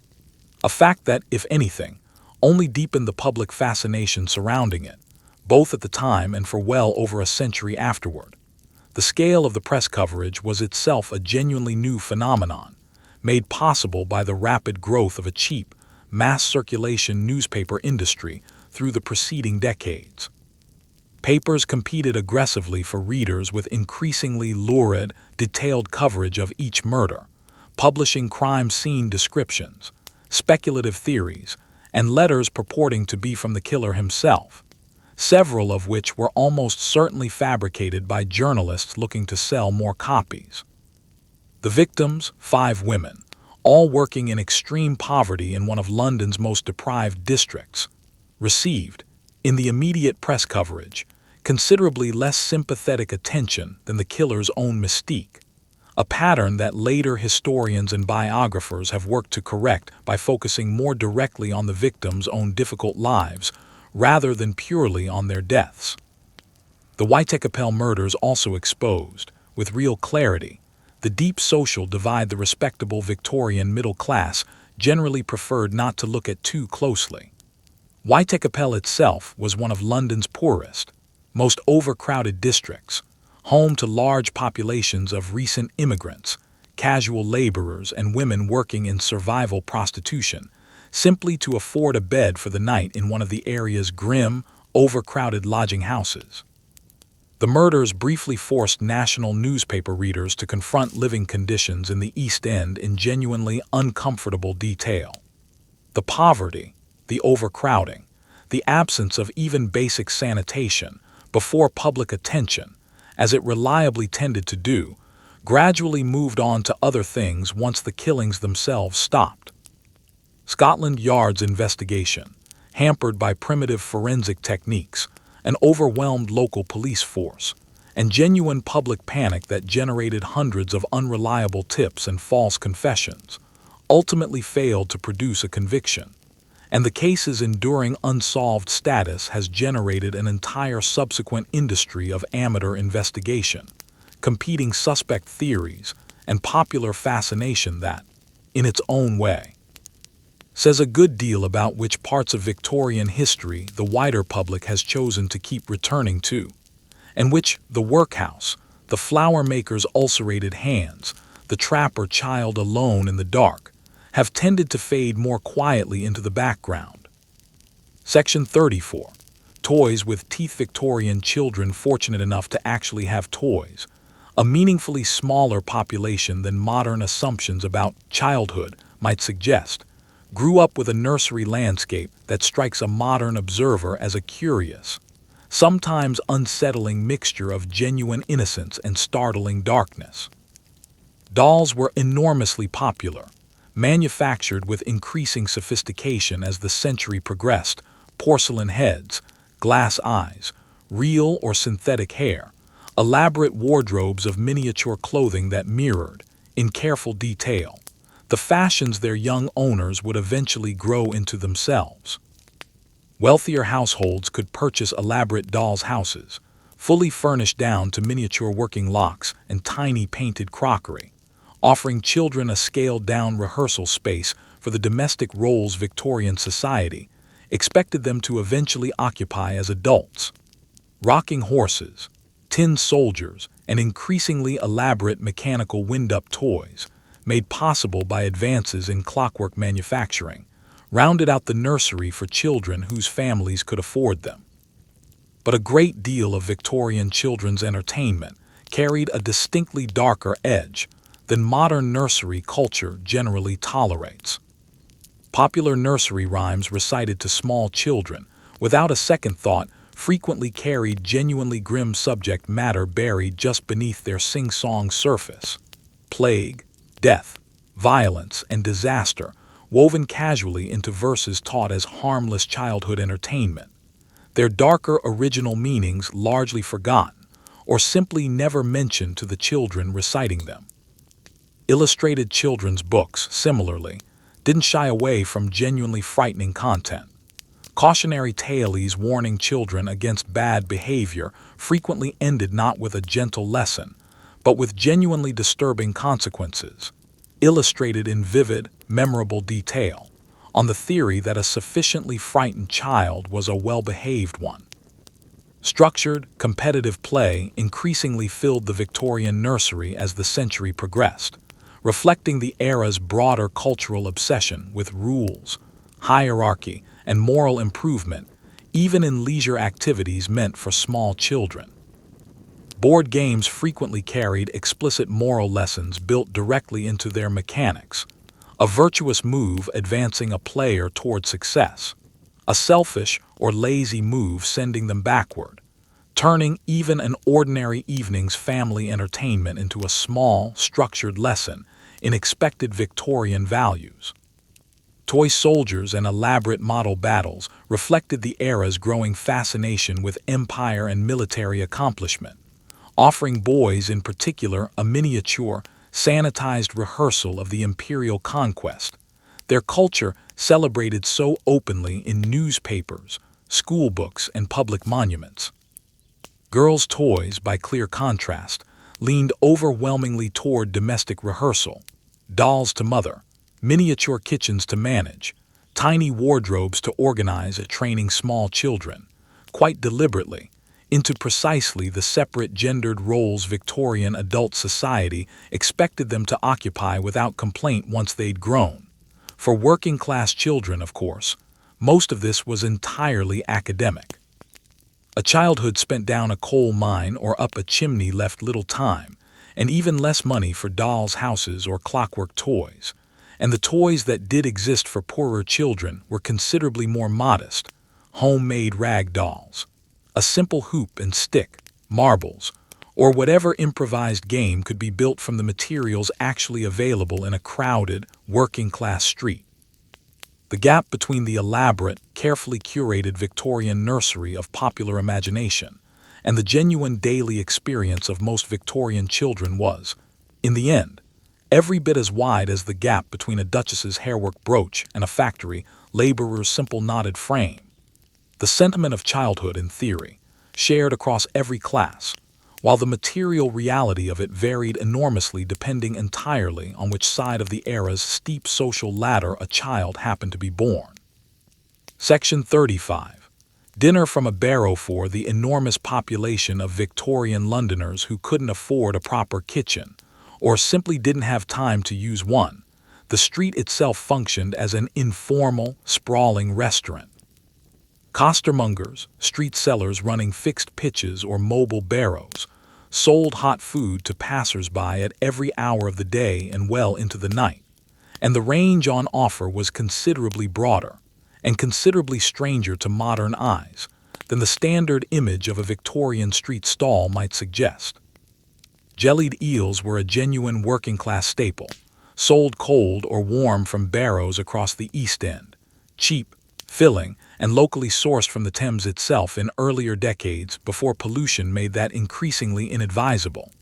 Pea soup, meat pies of distinctly uncertain provenance, roasted chestnuts in winter, and baked potatoes pulled hot from a portable oven built directly into a barrow were all common sights on a typical Victorian street corner. Pickled whelks, a small sea snail, were sold by the cupful as a popular, inexpensive snack, and hot eel pie shops became fixtures of working-class neighborhoods, serving a dish that combined stewed eel with mashed potato and a bright green parsley liquor sauce that remains, in a handful of surviving traditional shops, available in London to this day. Henry Mayhew's exhaustive survey of London's working poor devoted considerable attention to the costermonger trade specifically, documenting an entire self-contained economy of street sellers with their own internal hierarchies, their own slang, and their own carefully guarded pitches passed down within families across generations. A good pitch outside a busy factory gate or a popular public house could support an entire family, while a poor one, or one constantly disrupted by police moving sellers along for obstructing the pavement, could mean genuine hardship. Costermongers organized themselves into rough associations to defend their pitches from encroachment, and the trade carried its own recognized social status within working-class London, distinct from and, in the seller's own estimation, rather more respectable than simple casual labor. Food safety, in any meaningful modern sense, simply didn't exist as a concept for most of the century. Adulteration was rampant, and for much of the era, entirely unregulated. Bread bulked out with alum or chalk to reduce the amount of actual flour needed, milk diluted with water and occasionally chalk to disguise the dilution, tea leaves already used once, dried and resold, sometimes mixed with used leaves swept from tea room floors, and sweets colored using compounds that, in a grim echo of the arsenic wallpaper story, sometimes included genuinely toxic pigments. The chemist Arthur Hill Hassall conducted a landmark series of investigations into food adulteration through the 1850s, publishing his findings in The Lancet and revealing the true scale of the problem to a genuinely shocked reading public. His work fed directly into the Food and Drugs Act of 1860 and its considerably stronger 1875 successor, gradually establishing the basic principle that food sold to the public ought to actually contain what it claimed to contain, a principle that, remarkably, had not previously been reliably enforced by anyone at all. For all its genuine hazards, the Victorian street food economy represented something else worth nodding to, one of the comparatively few areas of city life where the usual rigid social barriers loosened, however briefly. A costermonger's barrow served factory workers, clerks, and the occasional curious gentleman slumming for the evening with roughly equal indifference to their background, so long as they were paying customers. A small, practical pocket of everyday commerce that operated, out of sheer necessity, with rather less concern for the elaborate social hierarchies governing almost everything else about Victorian public life. Section 36. A hanging as a day out. For much of the early Victorian era, a public execution wasn't a grim, hidden formality carried out behind prison walls. It was a genuine public spectacle, drawing crowds numbering in the tens of thousands, complete with vendors selling food and souvenirs to the assembled onlookers. Executions took place in the open, typically outside the prison where the condemned had been held, and the resulting crowds could be extraordinary. The 1849 execution of Frederick and Maria Manning, convicted of a notorious murder, reportedly drew a crowd estimated at 50,000 people to witness the hanging, packing surrounding streets and rooftops for a clear view. Charles Dickens attended that particular execution himself and was so genuinely disturbed, not by the hanging itself, but by the crowd's raucous, carnival-like behavior surrounding it, that he wrote a public letter to the Times afterward, arguing forcefully that the degrading spectacle of public execution did more to coarsen public morals than the crime being punished had ever done. Vendors did a genuinely brisk trade around a well-publicized execution, selling food, drink, and cheaply printed broadsheets giving lurid, often heavily embellished accounts of the condemned prisoner's crime and confession. Good vantage points near the scaffold were sometimes rented out at considerable expense, with enterprising property owners along the route charging admission to view the proceedings from an upper window. The atmosphere surrounding a major execution was, by numerous contemporary accounts, closer to a country fair than anything resembling solemn justice. Pickpockets reportedly worked the packed crowds with particular enthusiasm, taking full advantage of thousands of distracted people pressed shoulder to shoulder. The condemned themselves were frequently expected to deliver some form of final public statement or confession from the scaffold, and printed broadsheets claiming to reproduce these last words, sold to the crowd immediately afterward, were often composed and printed well in advance of the actual execution. The specific details of the confession, filled in based on educated guesswork about how the condemned was likely to behave. Genuine last words, when they did occur, were sometimes drowned out entirely by the noise of the assembled crowd, more interested in the spectacle itself than in anything the prisoner actually had to say. Public sentiment about the practice gradually shifted across the middle decades of the century, driven partly by reformers like Dickens, who argued the spectacle degraded public morals rather than reinforcing them, and partly by growing middle-class discomfort with the specific character of the crowds these events attracted. A discomfort that, in fairness, carried a good deal of straightforward class prejudice alongside its more principled objections.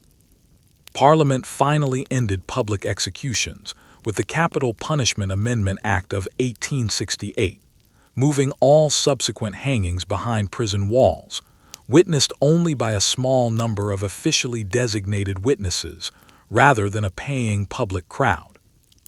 The shift from public to private execution reflected a broader change moving through Victorian society more generally across the century, an increasing cultural preference for containing violence, illness, and death within institutional walls, away from open public view, even as the underlying practices themselves, capital punishment very much included, continued largely unchanged in substance.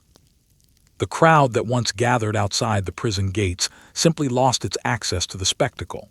The gallows itself remained fully in use for decades still to come, just conducted now behind a wall the wider public was no longer permitted to see over.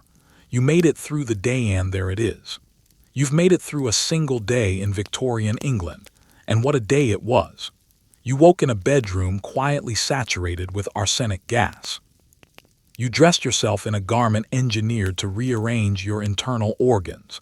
You applied lead to your face in pursuit of a complexion meant to signal refinement, while it slowly signaled something else entirely to your nervous system. You breakfasted with precisely the correct fork. You left a calling card folded at a precise and socially loaded angle. You sat through a 6-course dinner in a sealed room lined with off-gassing wallpaper, and you went to bed in a mattress that, statistically speaking, was very likely already occupied by something. You took a cocaine lozenge for a cough. You gave the baby a spoonful of something to help it settle. You wore the green gown. You kept a lock of hair pressed under glass. And through every bit of it, the arsenic and the laudanum, the corsets and the calling cards, the post-mortem portraits and the patent medicines, and yes, the frogs dressed in tiny formal wear playing billiards inside a glass case. You carried yourself with perfect composure, because composure was, in a very real sense, the entire point. The whole elaborate, dangerous, rule-bound, chemically adventurous project of Victorian life was, at its core, an attempt to impose order on a world changing faster than almost anyone alive knew how to manage. The Victorians weren't fools. They were people living precisely at the collision point between the ancient and the modern.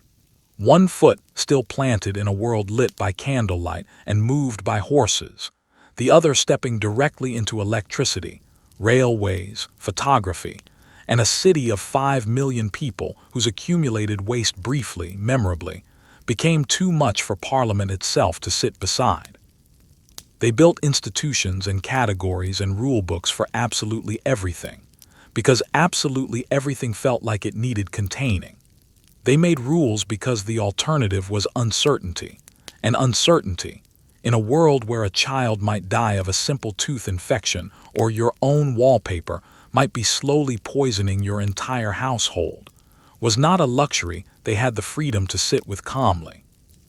They were stubborn and inventive and frequently, catastrophically wrong, and every so often genuinely brilliant.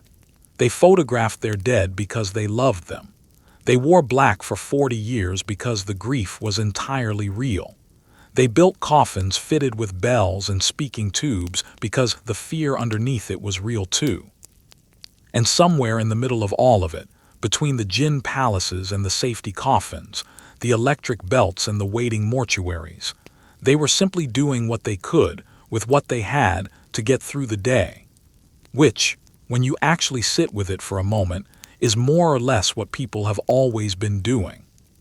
So tonight, as you lie there breathing air that's been tested and filtered and carefully regulated by people who learned, slowly and at real cost, exactly what air shouldn't contain, maybe spare a quiet thought for the flower maker with the ulcerated hands, for the trapper child sitting alone in the dark with nothing but a length of string, for the woman committed to an asylum for the crime of having opinions, for the crossing sweeper who cleared a path through the horse manure in the pouring rain for coins that sometimes came and sometimes didn't.